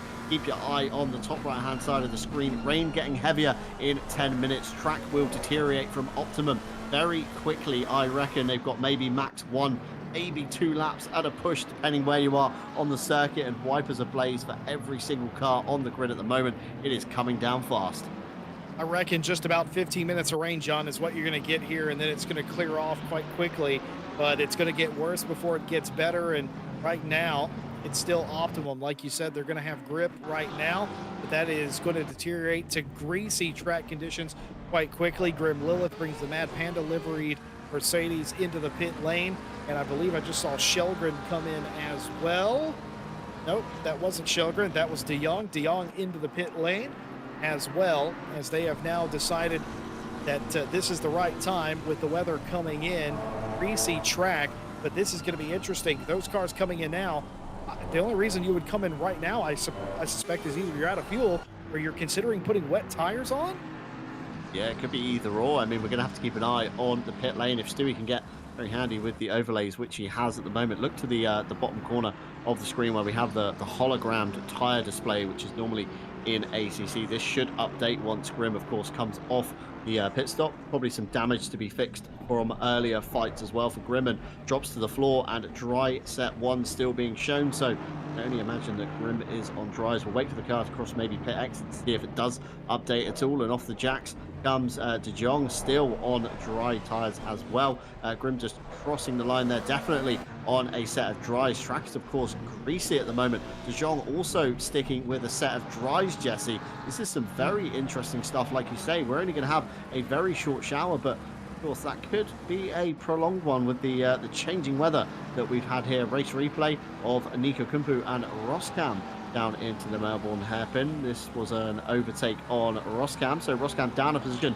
Nico Kumpu now up another position into P5 overall. Roskam down into P6. Fantastic drive, I just want to say, from Roskam and Kumpu in this race to put themselves where they are. Yeah, Kumpu trying to come back from the very early start, the lap 1 melee, as it were. They've done a really good job of doing that. They've avoided the minefield in the midfield, if you will. They've avoided the weather calamity, and now they continue their march forward. Still 2 stops to go, though, for everybody that far up the field. Bikov into the pit lane. They are also still on the dry compound. Nobody fighting here. Nobody taking the bait. Everybody staying out, or, well, everybody coming in, sticking to the dry tires. Kawizma's in. Aaron Trout also in. I would levy the guess that they are also going to stick to the dry tires. Keep in mind, we're expecting, I said 15 minutes earlier, so I'll give you 12. We're expecting 12 minutes of rain and then clearing off again, and quite possibly it will be dry to the finish. So whatever strategy, technically, John, whatever strategy you came in with, you can technically still execute as long as you can make it through this rain shower. Yeah, you've just got to keep it on the straight and narrow, of course, between the white lines and on the black stuff. You see a little wiggle there from Tom Watts, a little bit of opposite lock as he comes out of the Melbourne hairpin. Of course, track surface has now gone to damp, so those guys on the dry tyres are going to be starting to struggle a little bit to maintain tyre temperature, as we see Tom Watts pulling down the lane now on the pit limiter nice and early. Pit limiter board, of course, very soon at Donington. It catches a lot of drivers out sometimes how soon the lane truly begins. Of course, a very short pit lane here on the start finish straight, although don't let that fool you, because a pit stop will cost you a lot of time. Martin Ulrich still in the Shellgren kind of chase. He's now got one of the other McLarens behind him, possibly one of the German drivers. Not sure who that is, maybe Lang. He's a little bit out of sequence, or Aaron Trout, as it looks like Ulrich's trying to make up a move on Shellgren. We did see in qualifying, Jesse, the McLarens were particularly bad in the wet conditions, although like Ulrich is about to gift a lap back to someone else there, letting them through on the inside. That could be Earntrout, it could be somebody else. Let's have a look. It is Earntrout in the 999. Thank you very much, Stewie, for clicking the board over there. So Earntrout possibly looking to make moves. Definitely looks like he's on a wet tire with the amount of pace. He just went past Ulrich's BMW in, and Reppen still out leading, and this is going to be a fantastic angle to see the steering inputs of our race leader. Big arm floor opposite lock outside, out of the old hairpin, sorry, over the curb, very slippy. You see even kissing the inside curb there, Jesse. Still upset the car. This is going to be a fantastic kind of wet driving masterclass, should we say, from the Belgian driver. Wet driving on dry tires. That's why you see the seesawing of the wheel. He's fighting the race car, he's fighting the racetrack, and one boot of power here can change everything for them entirely. They've got a huge old lead. 30 seconds the gap back to Shipston as it stands right now. They're going to, at least looks like now, try to weather the storm, and they're still hitting the curbs, and a big slide there coming out of the Fogarty S's, and that's kind of the damage that you're looking for. We've got to the point where the heavier rain, it's still light rain, but it's heavier light rain is starting to come in. The track completely damp. Will we go past damp into something a bit more serious? I don't know. Usually light rain, and with this many cars, you can kind of live on that knife's edge of damp racetrack. Take a look back what happened a moment ago. Aaron Jackson. Oh my goodness, Aaron Jackson with Race Ventura's Ted Edwards. Just a little bump. I'd say a fair little bump. Maybe Ted getting caught out by how slow the Mercedes was through the Melbourne hairpin. Maybe Ted on a different set of tyres to Aaron Jackson. Blue flag being waved on pit exit for John Racer as he comes out on wet tyres, comes across the racing line. Not sure who he's battling with, a couple of cars on the way behind, but Martin Ulrich still trying to size up a move on Shellgren down into the Melbourne hairpin. Ulrich just understeers ever so slightly with the big nose of the BMW. Does well to keep it out of the door of Shellgren's McLaren, although he's not given up yet. He's still trying to look to the inside into the final corner. Both drivers braking extremely late, two very different lines.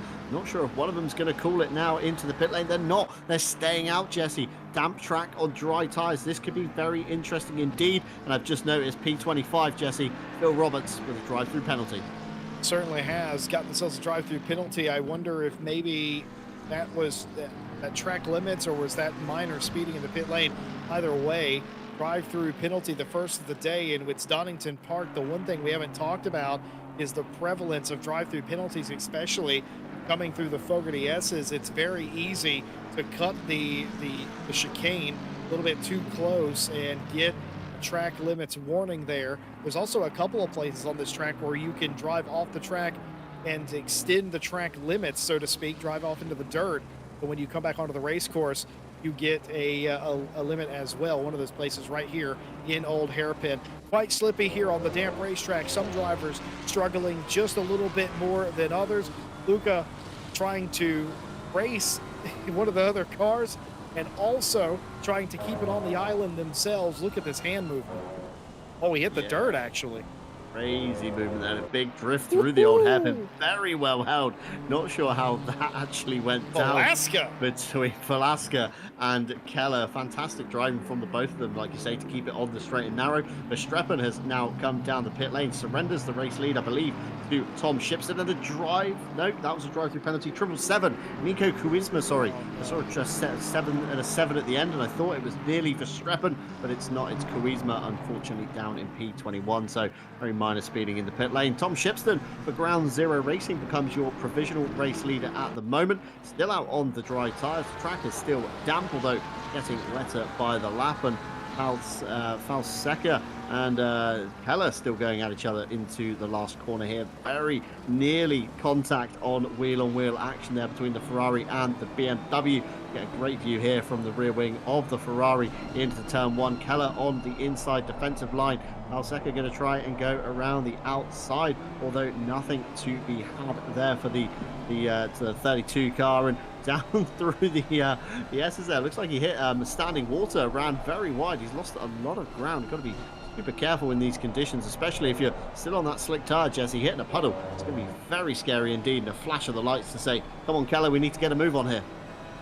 I gotta say, that was a half-hearted flash by Luca Velasquez there on the back of Keller. I don't think Keller is going to take that with any sort of merit at all. They're like, what do you mean? We've been nose to tail. We've been battling it out for the last couple laps. You know what? Give credit to both these drivers. Tricky conditions, the unoptimal tire for the weather that we're currently experiencing, and they are not backing down. They are racing each other. They're showing each other respect. At the same time, they're racing each other quite hard in these tricky conditions. Speaking of, a little bit further back, John Eraser, Tom Watts, doing exactly the same thing. These cars, though, the opposite tire selection. These two have elected to take the wet tire. And I could probably notice that, John, because they both seem to have a little bit of grip. Yeah, very easy to see who is on the wet tire, of course, by steering inputs alone. It's very, settled, calm from Tom Watson. John Eraser, I think, even letting Tom Watts go there. Not sure what's happening. Maybe Eraser feels that Tom Watts is the slightly faster car and maybe wants to work together to try and get to the back of Rybecki. Both drivers on wet tyres, as confirmed by Stewie in the overlay there. So, not too sure what happened there, although just trying to look up and down the grid, it seems everybody's roughly in the 127 mids, the 128 flats, so everybody fairly equal on current tyres. And Thomas Ehrentraut now on to the back of Barber in the number 33. Look at Barber though, Jesse. He's already cleared his mandatory pit stops. He's clear to essentially go to the end now. Yeah, he sure has, and this, as long as they can keep doing what they're doing, they're going to stand to gain quite a bit here. But Thomas Ehrentraut for the Limitless Speed drivers looking down to the inside of the Melbourne hairpin. Not enough room there. Bava covers it off. Ehrentraut has to re-rack and try it again. Probably not close enough to get it done into Goddard's this time. He's going to spend the better part of this lap catching back up. That one move costs you just about an entire lap when it doesn't come off and you have to back off, but he will try it again. Bava, though, first to complete all of their stops, and they're in 21st. They could gain a heck of a lot of positions out of this by virtue of doing both of their stops early. We'll see how it works out. Tom Watts still battling Jackson. Jackson and Watts, they're nearly side by side. It's Kaiju versus Dropping the Hammer. Dropping the Hammer wants by. A little bit wide there from Jackson. The Kaiju car nearly off of the racetrack in Coppice. Gets through, and here is John. Is that John Eraser on a different lap coming through? No, that wasn't. That is for position. Yeah, I believe so. And Velasquez now around the outside into Redgate on Keller. Got the better run out of the final turn of Gollards and just managed to slingshot the BMW off. And Thomas Ehrentraut spun around the 999. Let's have a look what happened here. Oh, no! Contact with Bava. Bava again involved in an incident. We're not sure what happened there because got the tail end of it, but I think we know from a track record, Jesse, what could have happened. Yeah, but I think that might have been all on Ehrentraut. We're going to take another look at this and see exactly what happened. Ehrentraut just goes wide, gets onto the wetter part of the racetrack, gets off into the grass, and just doesn't have enough time to slow it down. Bava gets collected there, no fault of their own.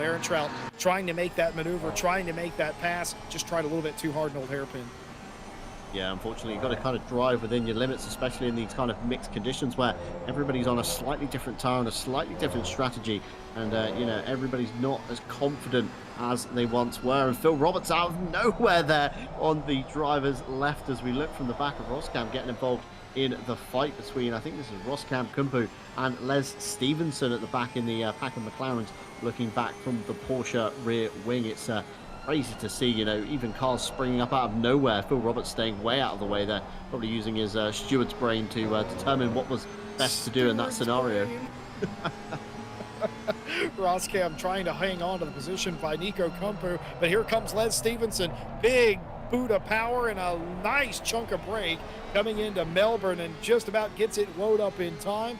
It looks like, look at the flashing from Stevenson. Kumpu taking the defensive line. That releases the rebound racing car of Roscam for at least for another corner or two. You've got Phil Roberts, who was tied for the quickest lap earlier on into this race, who now has himself basically a lap down due to the drive-through penalty. And he's just sort of waiting in the wings here to try and get by. Verstappen, who has made one of their two mandatory stops, has caught up to the back of Tom Shipston. Shipston still has both of their stops to make. Shipston just moves politely over to one side. I believe was it the 46 or the 96? A couple of cars off before they got to Hollywood. Yeah, I'm not sure what happened here. Les Stevenson and Nico Kumpu come together. Nico with a big oversteer moment just into the rear quarter of Les Stevenson, putting both cars in the gravel.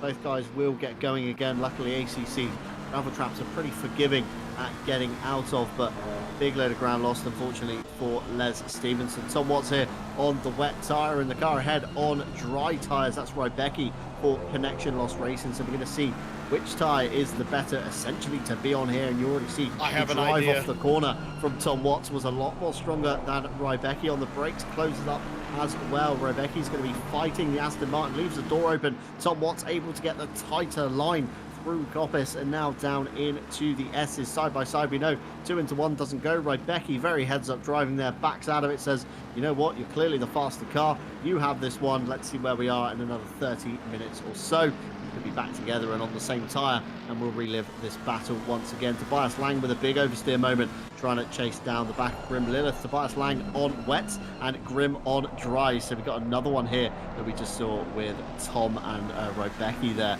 So I think the wet tyre is the superior one to be on, Jesse, although rain is due to stop in 10 minutes. It's going to stay dry for the next 30 minutes or so. We're going to have a little bit of a mixed ending, and if these dry guys can really hang these Pirellis out, they could be on for some very big gains come the end of the race. Dry guys is an enemy in Mario, isn't it? It's dry bones, actually, is what it is. Tobias Lang trying their very best to get by Grim Lilith here. And again, if I'm any of these guys on these dry tires. Oh, and it's off the racetrack there. Coming through Redgate that time for Grim. Grim's going to have to get out of the power. That will allow Lang to go through, and in fact has done. Yeah, this position swap. But like I was going to say, if I'm any of these drivers on the dry tire right now, I am doing exactly like what we've seen already happen a couple of times. I'm letting the wet tire guys go. Because even if you are equal pegging with pit stops, in all likelihood yours is going to be shorter because they're going to have to change tires, which is additional time lost versus your quick stop. So I would just let them go, and if you catch them up later, say, hey, I let you go. Remember that nice thing I did to you. Let me back by. Now we'll see how much they remember of that when the time comes. I suspect it won't be nearly that simple. Our broadcast producer is laughing in my ear. I think he's watching the battle up in front of Grim Lilith as everybody now on the different strategies, just swapping positions here. Yeah, much like qualifying at the moment with the fast position changes going on up and down the field. So it's going to be very hard to keep a track of, essentially, on who has done what to who. I have noticed, though, Tom Shipston has since taken his mandatory pit stop, the first of two.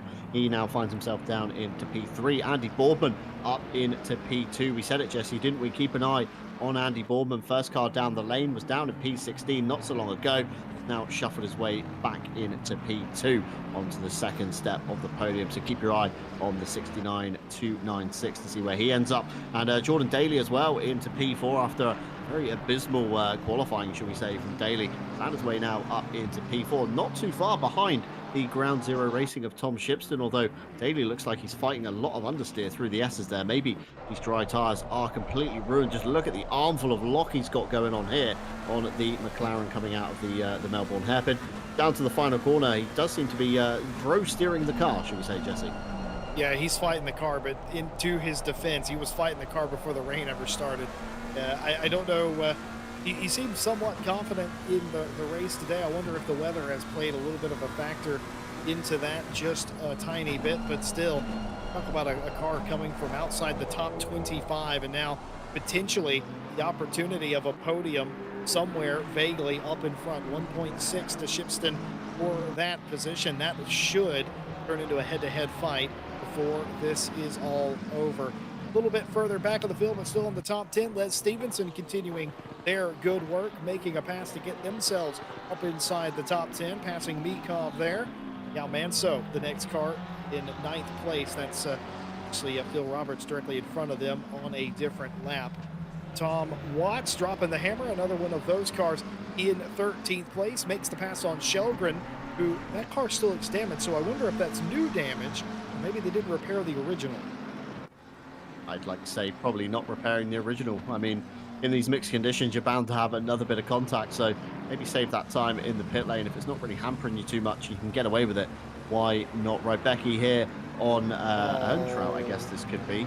Small contact. No, this will be Tobias Lang, sorry, around the outside on Rybecki. Small bit of contact on the run down to the final corner, and Tobias Lang is now ahead of Rybecki come the top of the hill into turn 7 of McLean's, and down to Coppice, and dropping the hammer, has dropped something very close into the racing line. Managed to get the McLaren locked over and out of harm's way. Let's see what happened. Dropped it on the AstroTurf.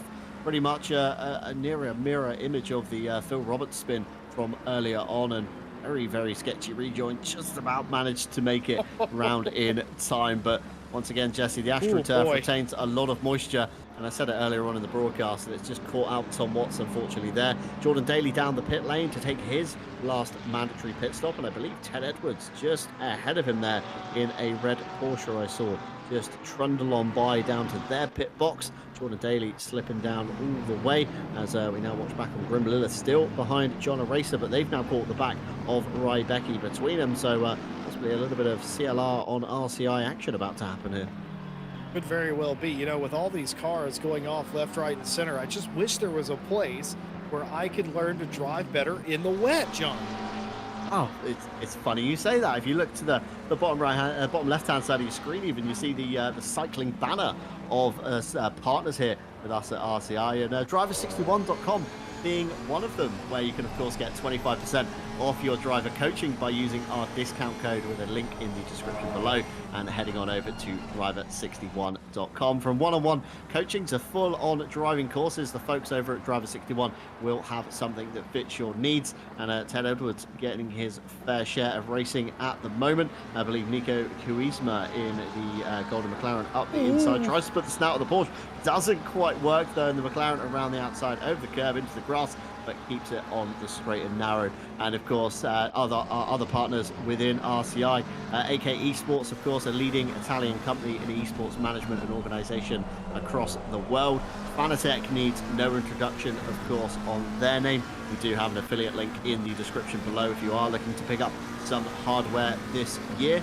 And two more partners that have joined us in 2023, of course, digitalmotorsports.com offers a number of products and services, from virtual driving experiences, corporate events, an early drive program in conjunction with BMW at Mondello Park, and esports championships, and even rig solutions, from kind of components to, you know, turnkey complete simulations. Founded in 2018 by two enthusiastic motorsports fans, had a vision to create Ireland's leading digital motorsport environment and resource. Visit the link below to check out their offerings. And finally, Go Setups, again, who need no introduction after sponsoring our esports series, formed to be one of the premium esports setup stores for ACC, with an aim to make setups for all skill levels, whether you're esports ready or looking for a safer alternative for your favorite car. Featuring a plethora of esports stars on their team, you can be sure that the setup you choose has extensive hours behind it. And I say this every time, Jesse, they have a Jaguar pack. I'm not sure if it's updated to 1.9 yet, but it was on 1.8. So if you're looking for a Jaguar pack, they are the guys certainly to go to. Hey, we saw some Jags in some competition semi recently as well, and it's quite interesting to see people do that to drive the contrarian cars. If you will, during the one-off, the Spa 24 one-off, we saw a good mix of cars in that race. Well, we saw Bava and Aaron Trout have contact through the S's a lap or so ago, and you kind of felt like that was coming back around as they all seem to be struggling with grip just a little bit. Grim Lilith able to make a pass there by John Razor and get another place. I have no idea what's going on with John Razor. This is so unlike John to just let people stream by. Usually John is a tough competitor to try and get by, but nothing happening on that front today. It seems like maybe they don't have confidence in the car. Other than that, I have no further speculation. Nico Kumpu continues to have contact with that delay. I believe so. Tobias Lang possibly on that one. Yeah, Nico Kumpu P12 and Tobias Lang P11. So still taking lumps out of each other there. Shelgren, a little bit of a bad line through the Craners. That's allowed Becky right up onto the back of them. Grim Lilith in the Mercedes with them as well. So a little train starting to form now. And we see Shelgren in the 294 going to have to go defensive. Easy, into boys. the top of Coppers. It's very scary indeed. The rain Grim just breaks. Oh, look at this. Oh, look at this. 3 wide out of turn 7 down into turn 8. Who is going to back out? Shelgren on the outside, Rebecca on the inside. And Grim Lilith manages to make up 2 positions. John Racer coming through to make up another position as well. Fantastic racing from these guys. And Grim on a set of dry tyres, need I add, Jesse, in damp conditions. Yeah, I just don't know how he walks about with with them dangling like that. That is just so uncomfortable, surely, because the going 3 wide into old hairpin like that, it's just not done. You do not do that, but somehow Grim able to make that work. And again, that impresses us, but that frustrates Becky, Eraser, and Shelgren, who were all waiting patiently. I thought Grim basically came to a stop in old hairpin. I was like, oh, he's gonna like stop and let them finish their fight and pick up the pieces. That wasn't what Grim was doing. Grim was going as far to the left as possible because he knew he was gonna swing it hard onto the apex and try the double overtake, and somehow, some way, it worked for him. Incredible stuff. Yeah, incredible scenes from Grim, and it really winds you up when you do face yourself against Grim and they overtake you, knowing in the back of your mind they're racing on a controller and they pull moves like that. So kudos to Grim, and it's frustrating as hell to race against him in any form of game, knowing that he is on that gamepad and you're sat there on your wheel working as hard as you can to keep the car on the circuit, and he's basically flicking the joystick around and pushing a few triggers. So it kind of messes with you a lot more mentally than it should, and I hope a few drivers are going to be watching this broadcast back that don't know that Grim drives on a controller, and that could even wind them up even more for the next round, Jesse. It very well could. Les Stevenson dropping the hammer. He's thinking about dropping another place inside the top 10, or dropping Roscam another place inside the top 10. That didn't work. I tried it a second time. He's made the pass there, facilitated a little bit by Roscam. I don't think he wanted to fight him too hard, and got put on the outside line to boot up into one additional spot there. And yeah, there he goes. Roscom into the pit lane as well. That could have also explained why he didn't fight Les Stevenson quite so hard. This is shaping up to be a mammoth performance by Les Stevenson, a pro field driver, well up the order. It's not unusual to see him here, but it is quite nice to see him this far up the field. Bill Roberts, they've had their fair share of calamity today. Oh, and that is quite strange indeed.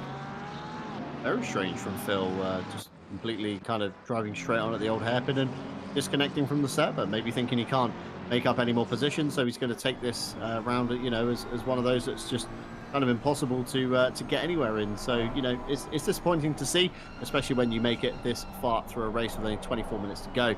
Might as well kind of stick it out towards the end and see what you can scrape up with this very varying strategy we've got going on at the moment. Top right hand side of your screen, look to the weather. Track has just gone from damp to greasy. It's drying out very fast indeed. you can kind of hang out the last 4 minutes of this pit window, try and wait for the track to dry up as much as possible, come in, chuck a little bit more fuel in to get you to the end, and chuck on a fresh set of Pirelli dries. You could be setting some stonking lap times come the end, especially if a lot of these guys at the moment, you see Daly, Ulrich, Shipston, Roscam, Manzo, Jackson, have all cleared their mandatory pit stops, indicated, of course, by the green square now next to their race number versus the orange square for those first-time viewers at home. So if they've chosen not to change tyres, or, you know, they're bringing old Pirellis essentially onto a greasy track, it's going to be very hard to get temperature into them, Jesse. You're going to be slipping and sliding. You're going to be graining those Pirellis, and when the track does eventually dry out, you're not going to have the performance that you want to have in that tire. So, you know, the later you can go at the moment, the better, I would say. Yes, indeed. You know what I find myself doing is more cars coming down to the pit lane. Aaron Trout will come in to serve their final stop. So will John Arazer. Got Les Stevenson and Mikov in as well. You know, I'm just trying to do the points in my head. I'm trying to think who's going to end up your championship leader. It's not going to be Kuzma. We just saw Phil Roberts, your winner of round 1, race 2 at Alton Park. They have parked the car, so it's not going to be them.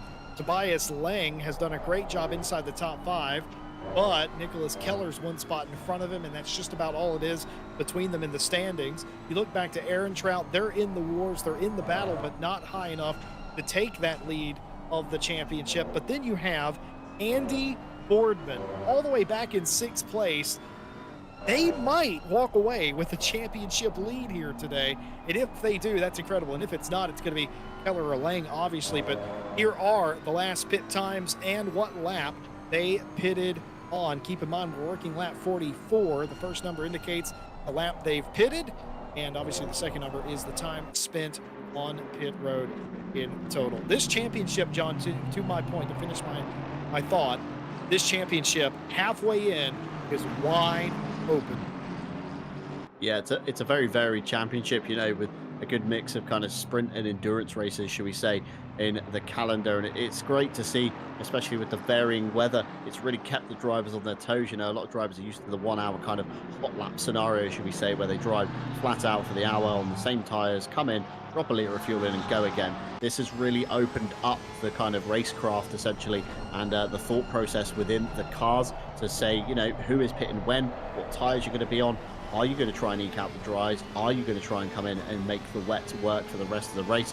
Pit window closes just under a minute and a half. Manzo there weaving, not sure if he's trying to generate some temperature in the tyres or make the Porsche as wide as he can in Les Stevenson's rear view mirror. Either or, it's probably going to work either way. And if you are liking what you're seeing here today on RCI TV, you can of course head on over to our website, racerci.com. And just being told in my ear, a drive-through for Keller, the F2O racing team, the number 27, not great at all. I'm going to say that's for track limits through the S's, if I'm right in saying so. Andy Boardman comes out here of the pit lane up the inside, possibly Shelgren or De Jong in the black McLaren there. Not sure who that was, but 294 being told in my ear. That's Shelgren indeed, and you now see Shelgren behind Andy Boardman. I'd be very wary of having Shelgren in my mirrors after earlier, and of course with the drive-through for Keller, that's going to promote Boardman up already. Keller still with a mandatory stop to take as well, and Velasquez down the pit lane at the moment. I'm wondering if Velasquez can get out in time ahead of Andy Boardman. I think Boardman has just about jumped Velasquez looking at the track map there. But going back to my original point, of course, racerci.com is where you can find all of our events of what is going on. And we're a little bit, I would say, on the quiet side this week. We've got a Friday sees our brand new Roulette Mini Championship begin, where each round you must pick a different car. No pre-qualifying on this one, taking it back to a much more fun format of racing. And I believe a few of our broadcasters and staff are going to be racing in that one as an elbow check from, this is Les Stevenson on Rybecki. That allows the inside open to Manzo's Porsche, although the Porsche is going to be on the outside for turn 1. Can Les Stevenson make it work on that slightly wetter line? A little bit of a squeeze to say, Manzo, you need to get over. I need to find some grip, and Manzo can't make that work around the outside. A little wiggle from Les Stevenson, and the format remains the same. Saturday this week, of course, me and you, Jesse, on the World Tour 2023, kicking off in Valencia for round 1. Top 10 in pre-qualifying, last time I looked yesterday, separated by less than a second. Only 22 teams lodging a valid session so far, and pre-qualifying ends midnight, August 12th. So this is your reminder to get everybody on your team together to set your valid laps and get your entry lodged for Saturday. Of course, we'll be bringing you all the action on RCI TV. Myself, Jesse, and Stewie on the full 6-hour broadcast from start to finish. It's going to be Just the a bit of boys. a mammoth stint on Saturday, Jesse. It's going to be just the boys on Saturday. World Tour kicking off normally. If you're accustomed to RCI, you know the World Tour normally happens in the winter to the spring, but because of the 6-hour esports challenge that we had, of course, World Tour being delayed until the fall. I do know that EWC, I don't know if I should announce this, but I will. I do know that EWC, which normally runs in the fall, will return in 2024. And if I revealed that prematurely, Ryan Guild knows my address, so it's fine by me. But all those series still coming. World Tour, it's super exciting, and it was a good shout, John, letting them know they have a week to qualify. You know, it's the same thing for the one-off that we did just a few weeks ago, where there were only a handful of teams that were valid, their valid stints and everything. But the week of the race, that populated, I think there was like 40-some teams that all did it the week of. So it's going to be, could be, quite a big race. It's going to be chaos. It's going to be John, me, and Stewie. I feel bad for Stewie, but beyond that, we're going to have a lot of fun. Yeah, I imagine so. And of course, regular breaks will keep us well alert to all the action. So very excited to see that one. Not witnessed the race at Valencia either in ACC or even casted one. So it's going to be a new experience for me. And especially with the endurance format at Valencia is going to keep things interesting.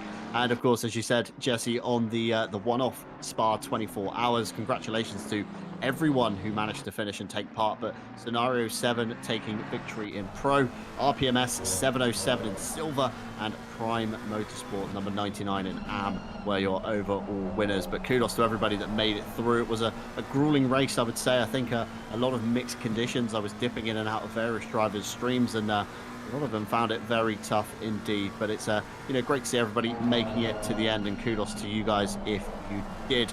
And remember, you can sign up to any of our events at any time via the website racerci.com. And down below, of course, you can find our links to Discord, Twitter, Instagram, and Facebook, where you can, of course, find all the exciting stuff that goes on behind the scenes at RCI, such as our esports team following, which has gone a little bit quiet at the moment with events dying down, but I'm sure that'll be firing back up again in the winter months to come.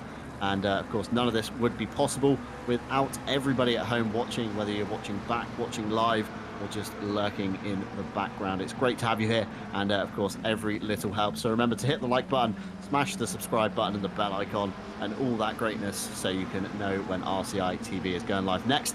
And if I'm right in saying, Jesse, this Friday we're casting the Mini Roulette Championship?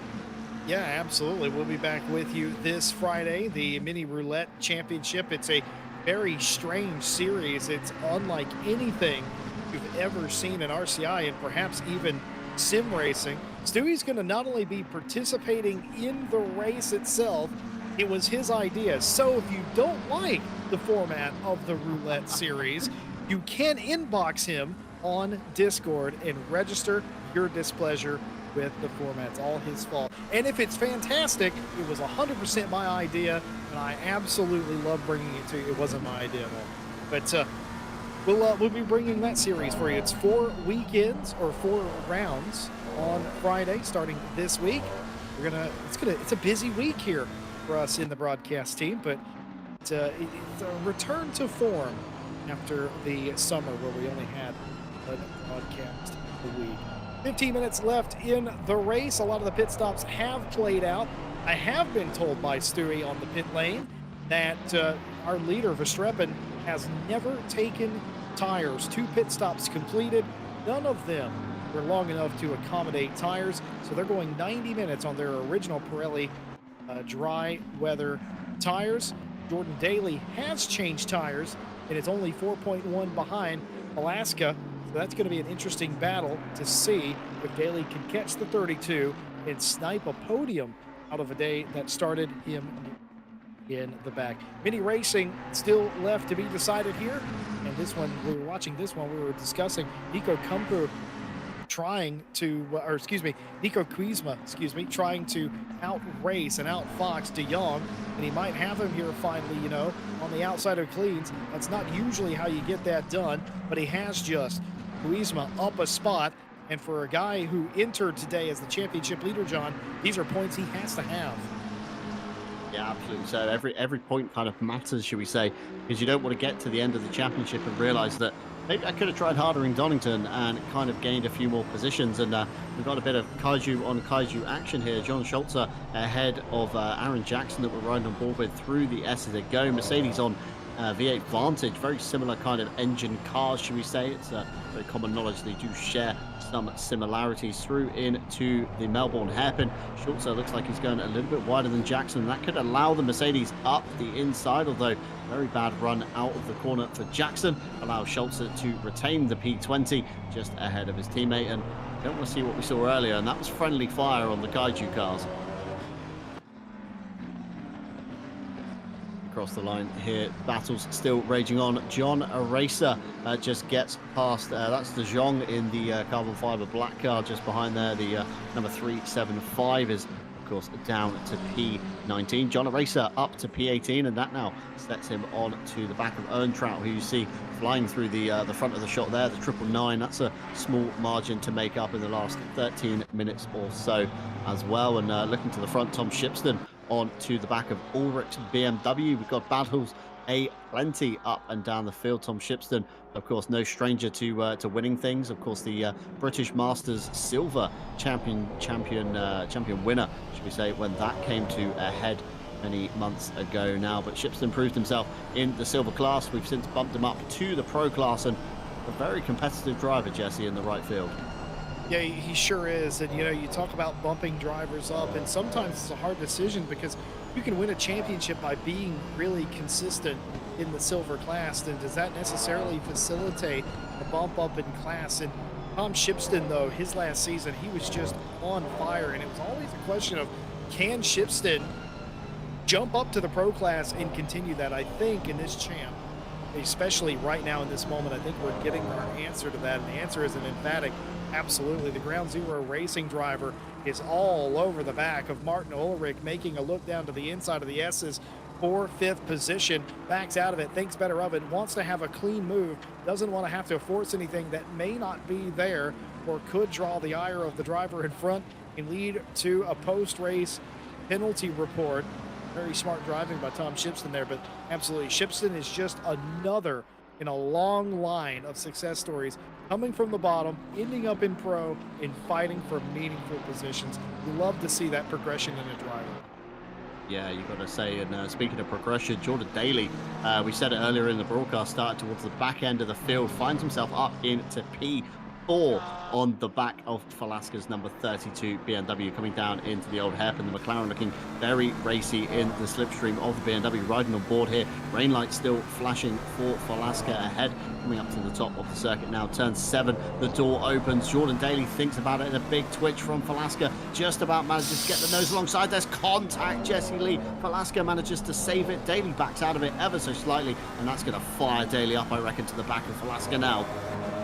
Remember, this was 4.1 seconds just about, I'd say less than 5 minutes ago. And that's completely gone away. Jordan Daly on the fresher, newer tires on a dry Optimum racetrack. Luca Falasca doing everything they can defensively, but I just don't think it's going to be enough. Daly with the flashing of the lights into the S's. Daly down to the inside of the Melbourne hairpin, and it's going to be just about a surrendering move from Falasca, realizing that they've been beat. There's nothing they can do about that. The contact, though, a bit unfortunate, but nothing really came of it, did he? Daly backed off, allowed Falasca back out in front, and just about 2 corners later was able to make the move. Daly up into P3 on the podium. Just incredible progression. And meanwhile, right behind that fight, Ulrich and Shipston still going at it for a top 5. Ulrich holding very steady here defensively in 5th place.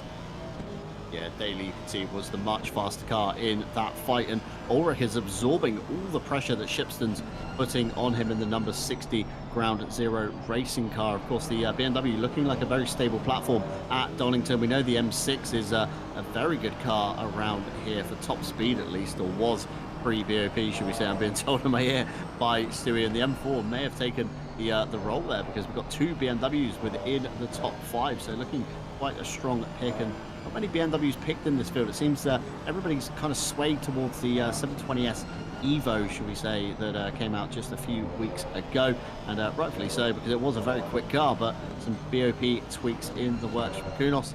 And now it looks like Shipston is still trying to size up the back. He needs to, I think, Jesse, he needs to play the long game. He needs to make the Aston kind of big enough in the mirror that Ulrich knows he's there, and just distract him, just hamper Ulrich into or out of a corner ever so slightly, and then fire the Aston through, because Ulrich is holding his line very well indeed, and not getting too phased by the orange-fronted Aston in his rearview mirror.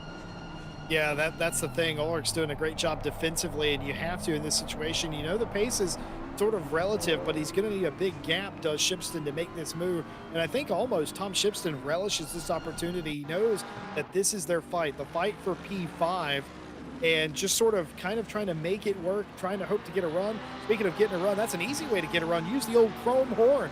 Get him out of the way. Nicholas Keller on a little bit of a recovery after the drive-through penalty, was well up inside the top 5, and now has got themselves back inside the top 10, but made no friends on his way to doing it.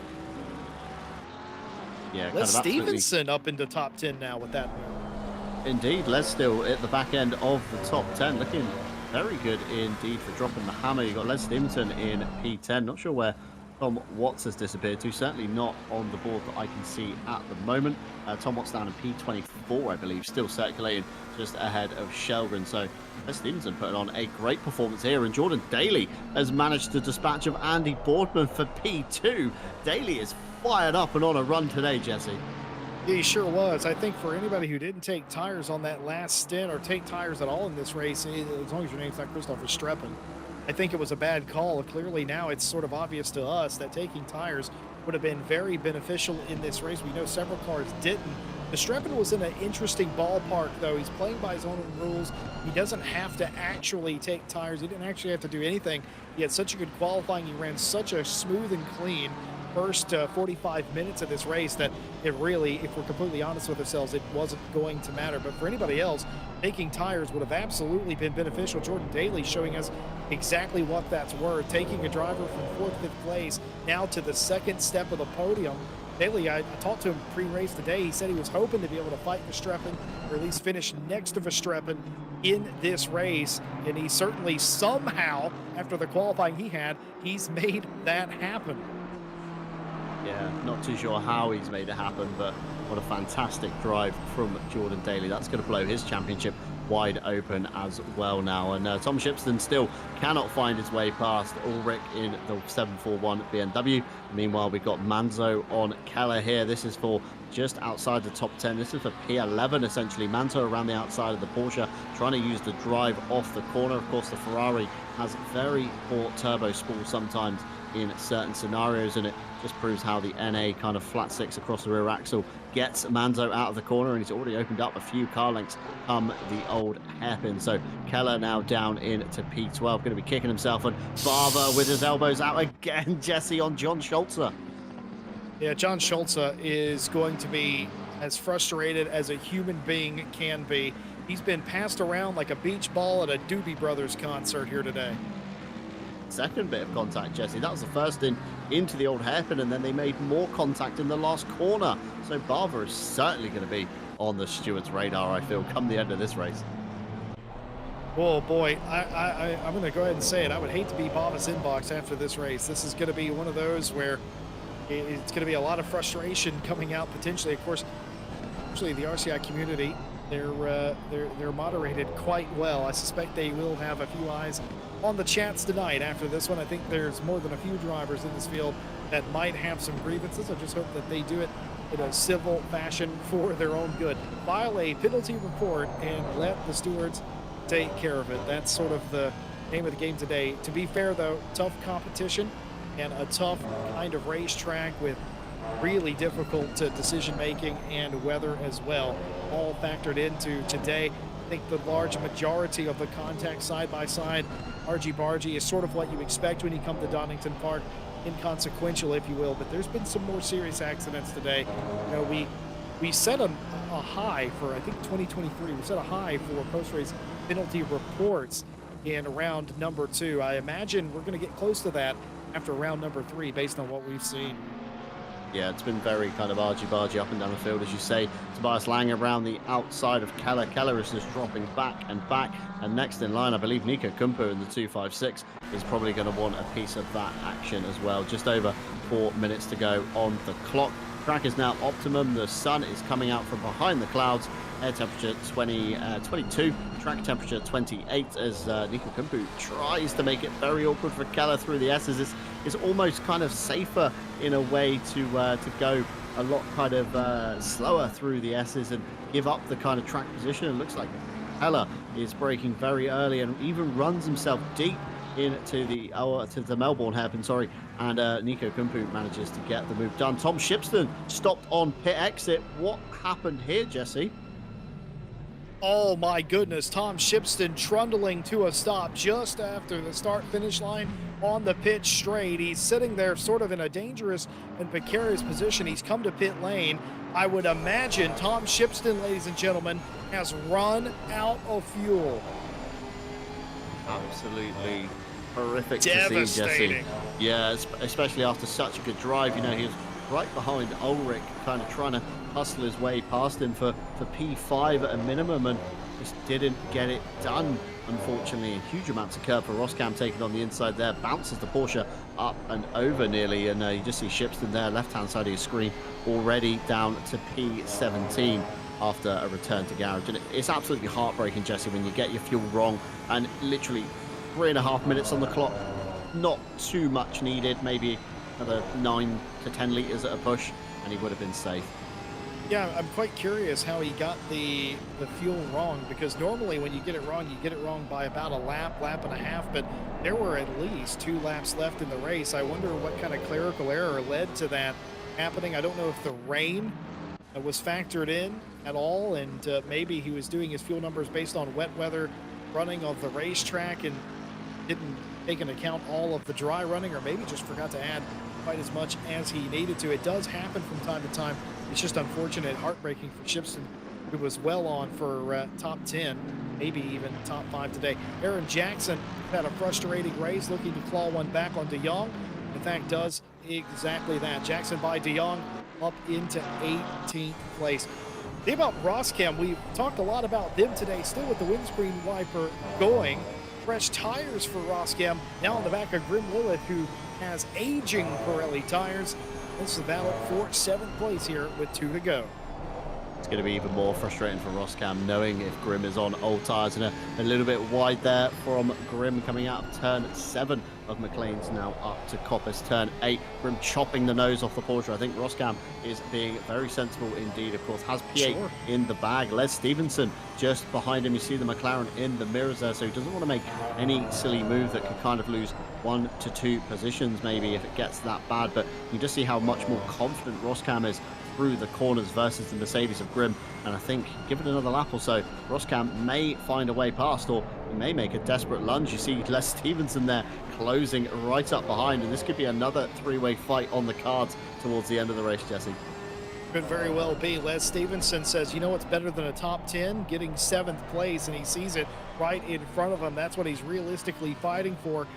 Looking out back of the Mad Panda 115, that's Grim Lilith's wing, and Roskam's front end, and Les Stevenson lurking in the background. We are going to get one more lap of racing in here today, folks. It would appear as if Verstappen is going to get to the line with just a few seconds left to go. He could, based on his gap and his lead, he could jam on the brakes here and just take the checkered flag here, but he is exactly going to do that. That's what Verstappen's doing. He's in the final turn, slamming on the brakes, letting cars by. The timer expires, and Christoph Verstappen is going to walk his way into victory here at Donington Park.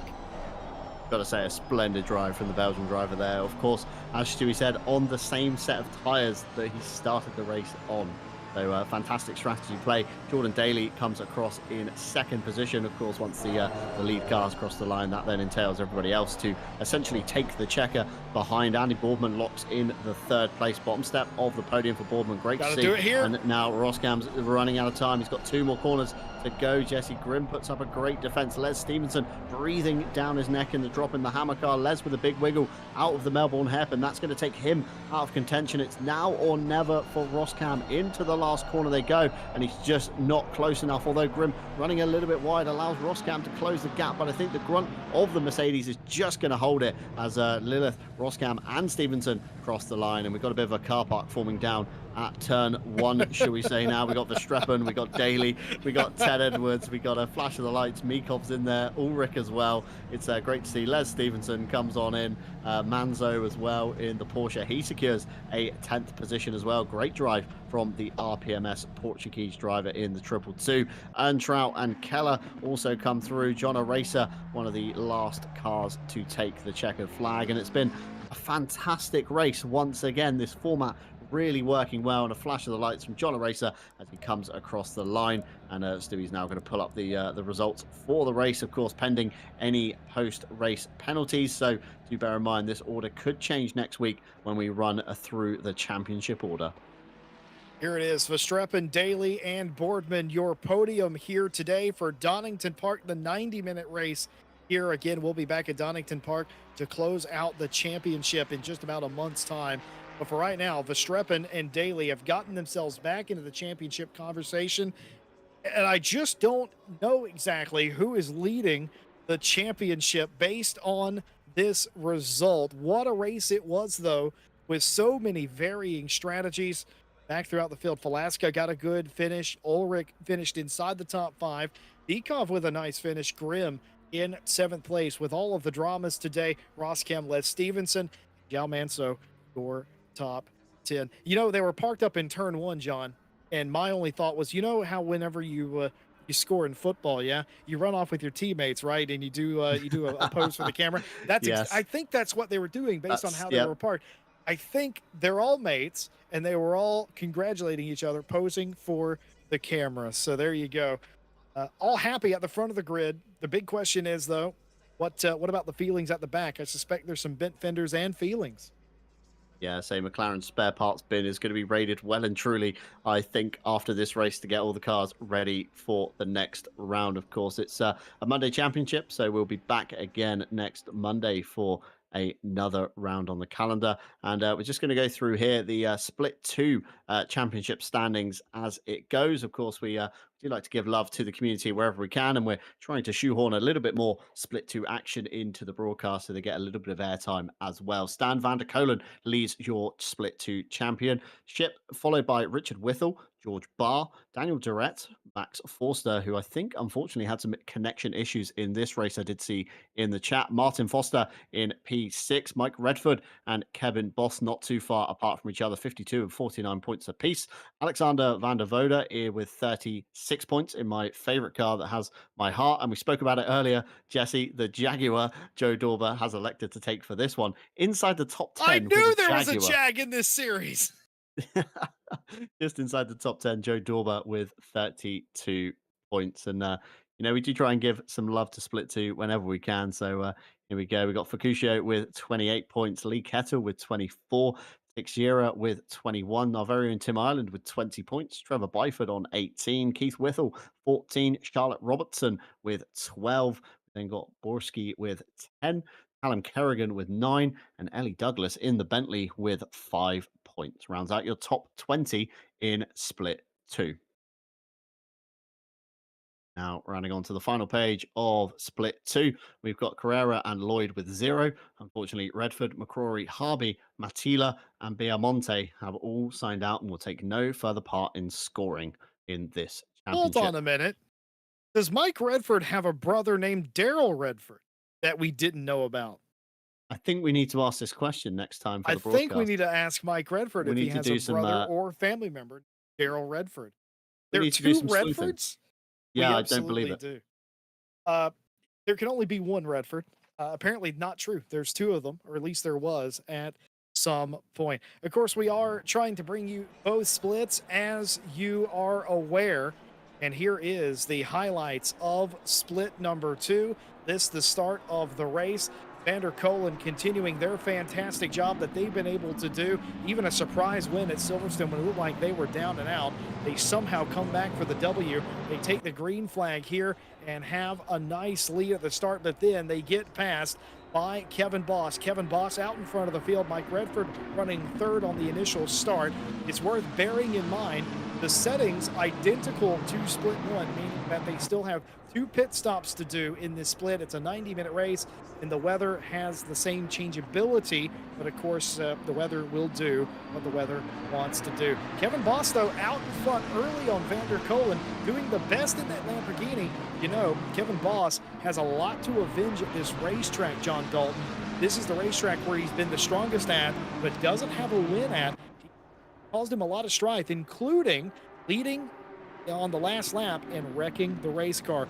Can he possibly finish this one off today? Don't know. Looks like he's fourth here with Redford out in front. Lap 2, Sam Lloyd in the middle of this pack. Near contact in the background as well. Yeah, say somebody exited into stage left as well, just ahead of this one.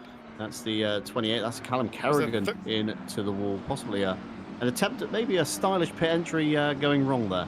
But Kerrigan backs up and does join the back of the queue. And, you know, it's a stark contrast, isn't it? Split 2 to split 1, the sheer number of cars. And, you know, it's much more spaced out. Looks a little bit less chaotic. This looks a lot controlled, yeah. It does. It looks a lot calmer, a lot more, maybe easier to cast and keep your eye on what is truly going on. And Max Forster, despite a very good start in P5 currently, as the highlight reel goes through lap 5 at the moment, he did disconnect, I believe, at some point, which did kind of hamper his race a little bit. Of course, once you get back within ACC, you've got the whole time in the pit lane, and then you're released, and by that point, you're normally a couple of laps down.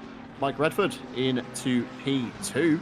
Great to see for the MYK racing car again. Had a bit of a bad luck in the season. Normally quite a strong driver in the beginning and tries to find his way up the best he can. Kevin Boss still lurking back in P4 after that start. Max Forster still in the server at this point, but Stan Vander Kolen once again running away with the field, Jesse. Sir, is Vander Kolen out in front, 2 seconds here by lap number 7. Redford in P2 for Mike Racing doing their level best. Daniel Durrett, your top 3. And here comes the rain. Lap number 9, rain in the split 2 race. What will that do to the overarching strategy? George Barr here running out in space by themselves.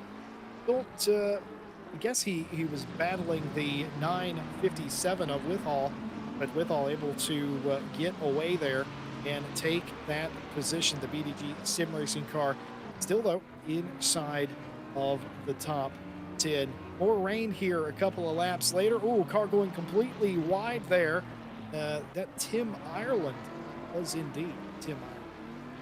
Yeah, Tim Ireland in the BMW. I think it was Withall in the 157 Ferrari there, overshooting the Melbourne hairpin, and then back up the inside for the final turn. Tim Ireland gives him all the space in the world, and yeah, I think they're side by side, possibly, Jesse, into turn 1. Looks like the overlap is certainly there from this point of view, and down the inside goes Tim Ireland. Can he get it drawn up on the anchors in time? I think he just about did there, although later on, in a few laps later, Keith Withall finds himself up into P10, and Sam Lloyd behind there, nearly running himself off the road in the final corner. Tim Ireland there just at the back, so unfortunately losing a little bit of ground. And Byford picking an Audi R8. That's a surprise pick as well. So we've got Joe Dorber in the Jaguar. We've got an R8 Evo 2, and we've also got a Lexus and a Bentley in split 2. So a very good variance of cars, unlike the split 1 choice seems to be the McLaren 720S Evo. And weather certainly looks a lot heavier in the split 2, should we say, than split 1. Yeah, a lot of standing water. You can't quite see as much of a dry line as we saw in split 1. And Richard Withall on George Barr here.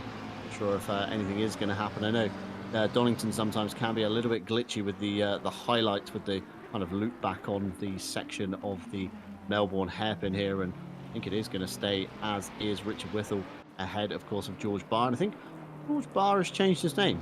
I'm sure he used to be George Kwiatkowski in the 202. Correct me if I'm wrong, Jesse. That sounds like that tracks. It very well could be. Tim Ireland in the the veggies, whatever. He's in the veggies car, and I give up. Tim, I'm sorry, but I give up. He'll blast me about that in the later. Tim Ireland, though, fighting Vander Kolen, who led early on in this race, working lap 16. Vander Kolen trying their best to get by here and eventually does get the job done. Now, Charlotte Robertson in 13th place, fighting Byford for that spot. Looks like they've just about made off with it as Charlotte Robertson, the Hiddo Racing number 11. Well done to her for this looks like tricky conditions. I can't imagine what the Lexus drives like in this weather. I've never tried it personally myself, but some excellent racing. Seems like very similar to what Split 1 was like. No matter where you are in the field, there's good racing. And there he is! There's the man, Joe Dauber, in the best car on the grid! It's the Jaguar, and he's racing Vanderwood for 9th place. Lap 19. This is a very long rain shower. I just want to say I love seeing the V12 and the Jaguar in the same shot. Just kind of forget about all the new machinery that's in the game and go back to kind of how it began at the very beginning. And the V12, of course, one of my favorite cars in the game. Daniel Durrett on the back of Tim Ireland. Tim Ireland up into P6 here later on in the race, lap 21. But yeah, the shower certainly looking a lot heavier. I think we have a little bit of an insight in the YouTube chat from some of the split twos. Mike Redford saying his tire pressures were very, very bad in the last stint, 24 to 25 for the most part. I believe it's Charlotte Robertson commenting there about the Lexus in the wet. Their wets were at 32s, rise at 27 to 28. I stand corrected on George Barr. It's George Kierkowski in the 212 and George Barr in the 202. Just really confused. Oh, I see. Hemi Husky coming in. He did join very late in the race. I do remember when the Lexus used to be meta in the wet. It used to be a very strong car, Jesse, many patches ago, but we're not too sure how it drives now. And yeah, rain was about 30 minutes according to Mike Redford. So good third of the race there taken up by pure wet weather, which was certainly a lot longer than what Split 1 had. Well, Kevin Boss led for quite a time. You can see the track drying just a little bit here by lap 26. Boss was leading after Vander Kolen had pitted. I think Boss has been overtaken by Vander Kolen for the lead of the race by this point. So right now, lap 26, Vander Kolen, Boss, and Redford, your top three, as the dry line very clearly, it's not run in fully, but you can at least see it here. So this 30-minute long rain shower that they experienced in the second split. And ladies and gentlemen, do not adjust your television sets. That's the V12.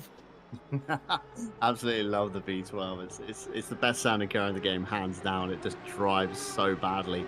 No rear diffuser, of course, on the car, so all the rear end gets generated from the massive wing that it's got, and it's a very strong car at Bathurst, if I'm right in saying, here at Mount Panorama. Being told Kevin Boss stayed out in slicks the whole time during the rain. Didn't change at all. Well, so, you know, that's a heck of a strategy, and I mean, it worked for Verstappen. Kevin Boss is just the kind of mad lad that would do something like that, a 30-minute rain shower and not coming in. I know Kevin Boss, and yes, he is that stubborn. I think I'd be just as stubborn as well if it did rain. I'd try and eke it out as long as I could. And we see here Richard Whittle. I would say Daniel Durrett, but Durrett is in the kind of yellow and gold car down the back as Whittle dives into the pit lane. That's how that pass happened.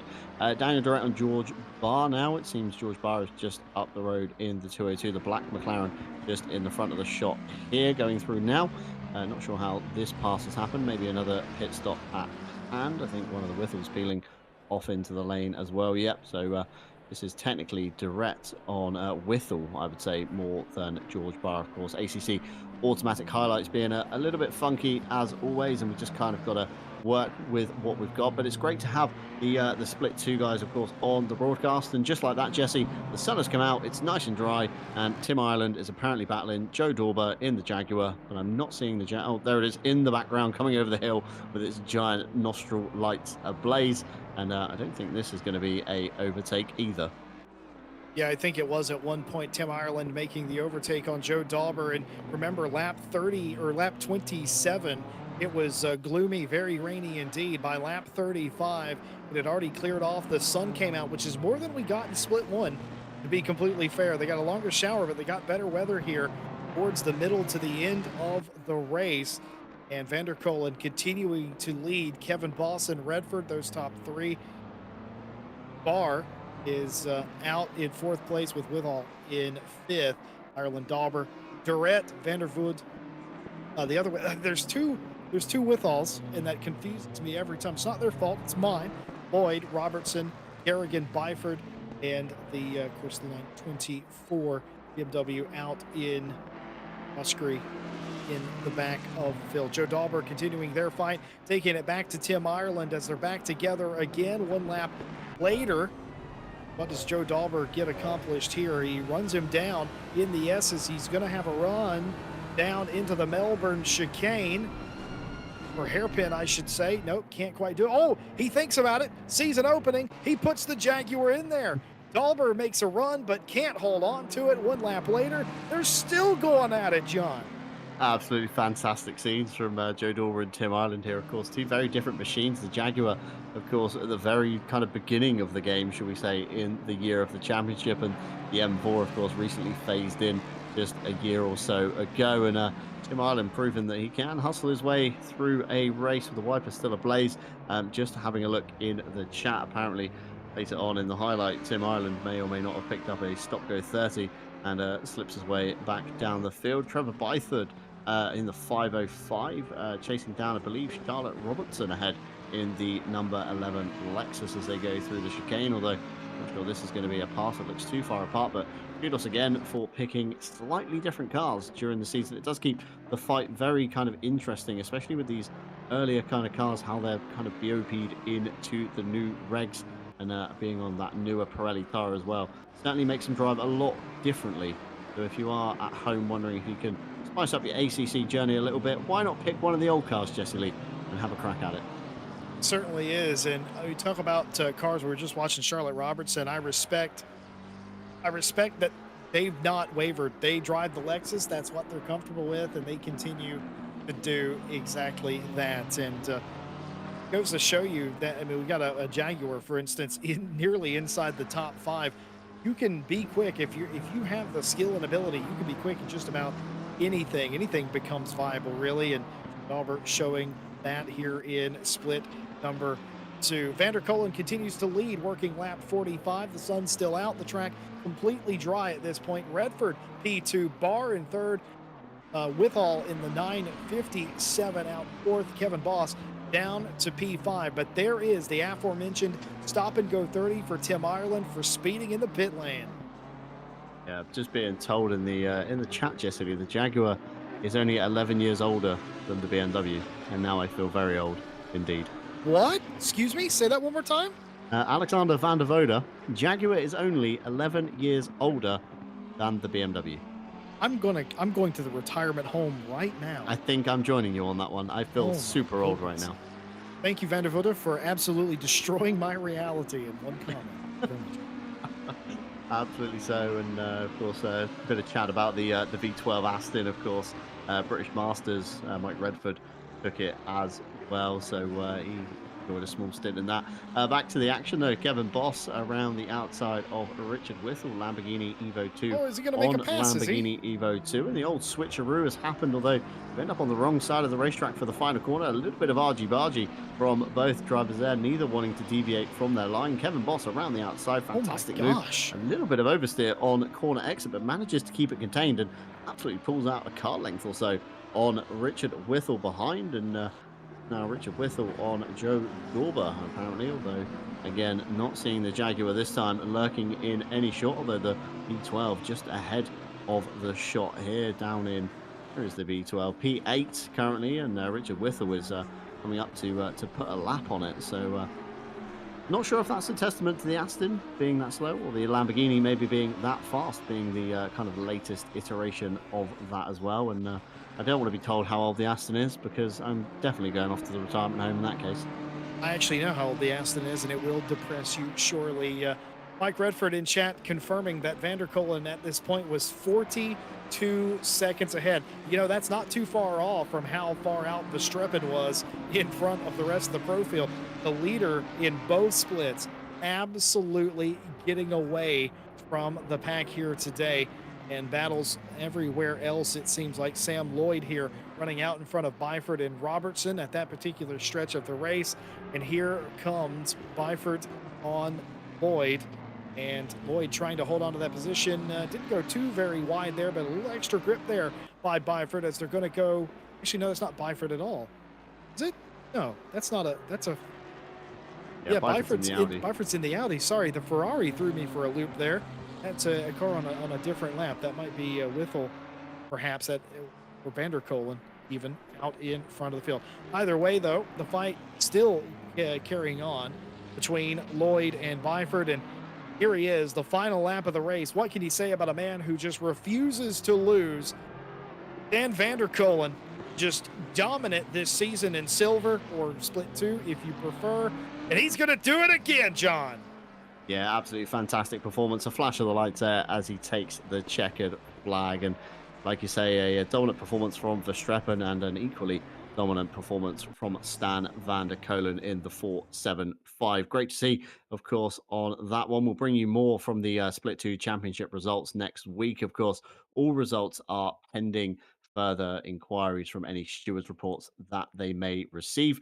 No live stewards in the split tonight, unfortunately, but they will be catching up along the way. So expect the championship results to potentially change come next week. We'll keep you in the loop on that one.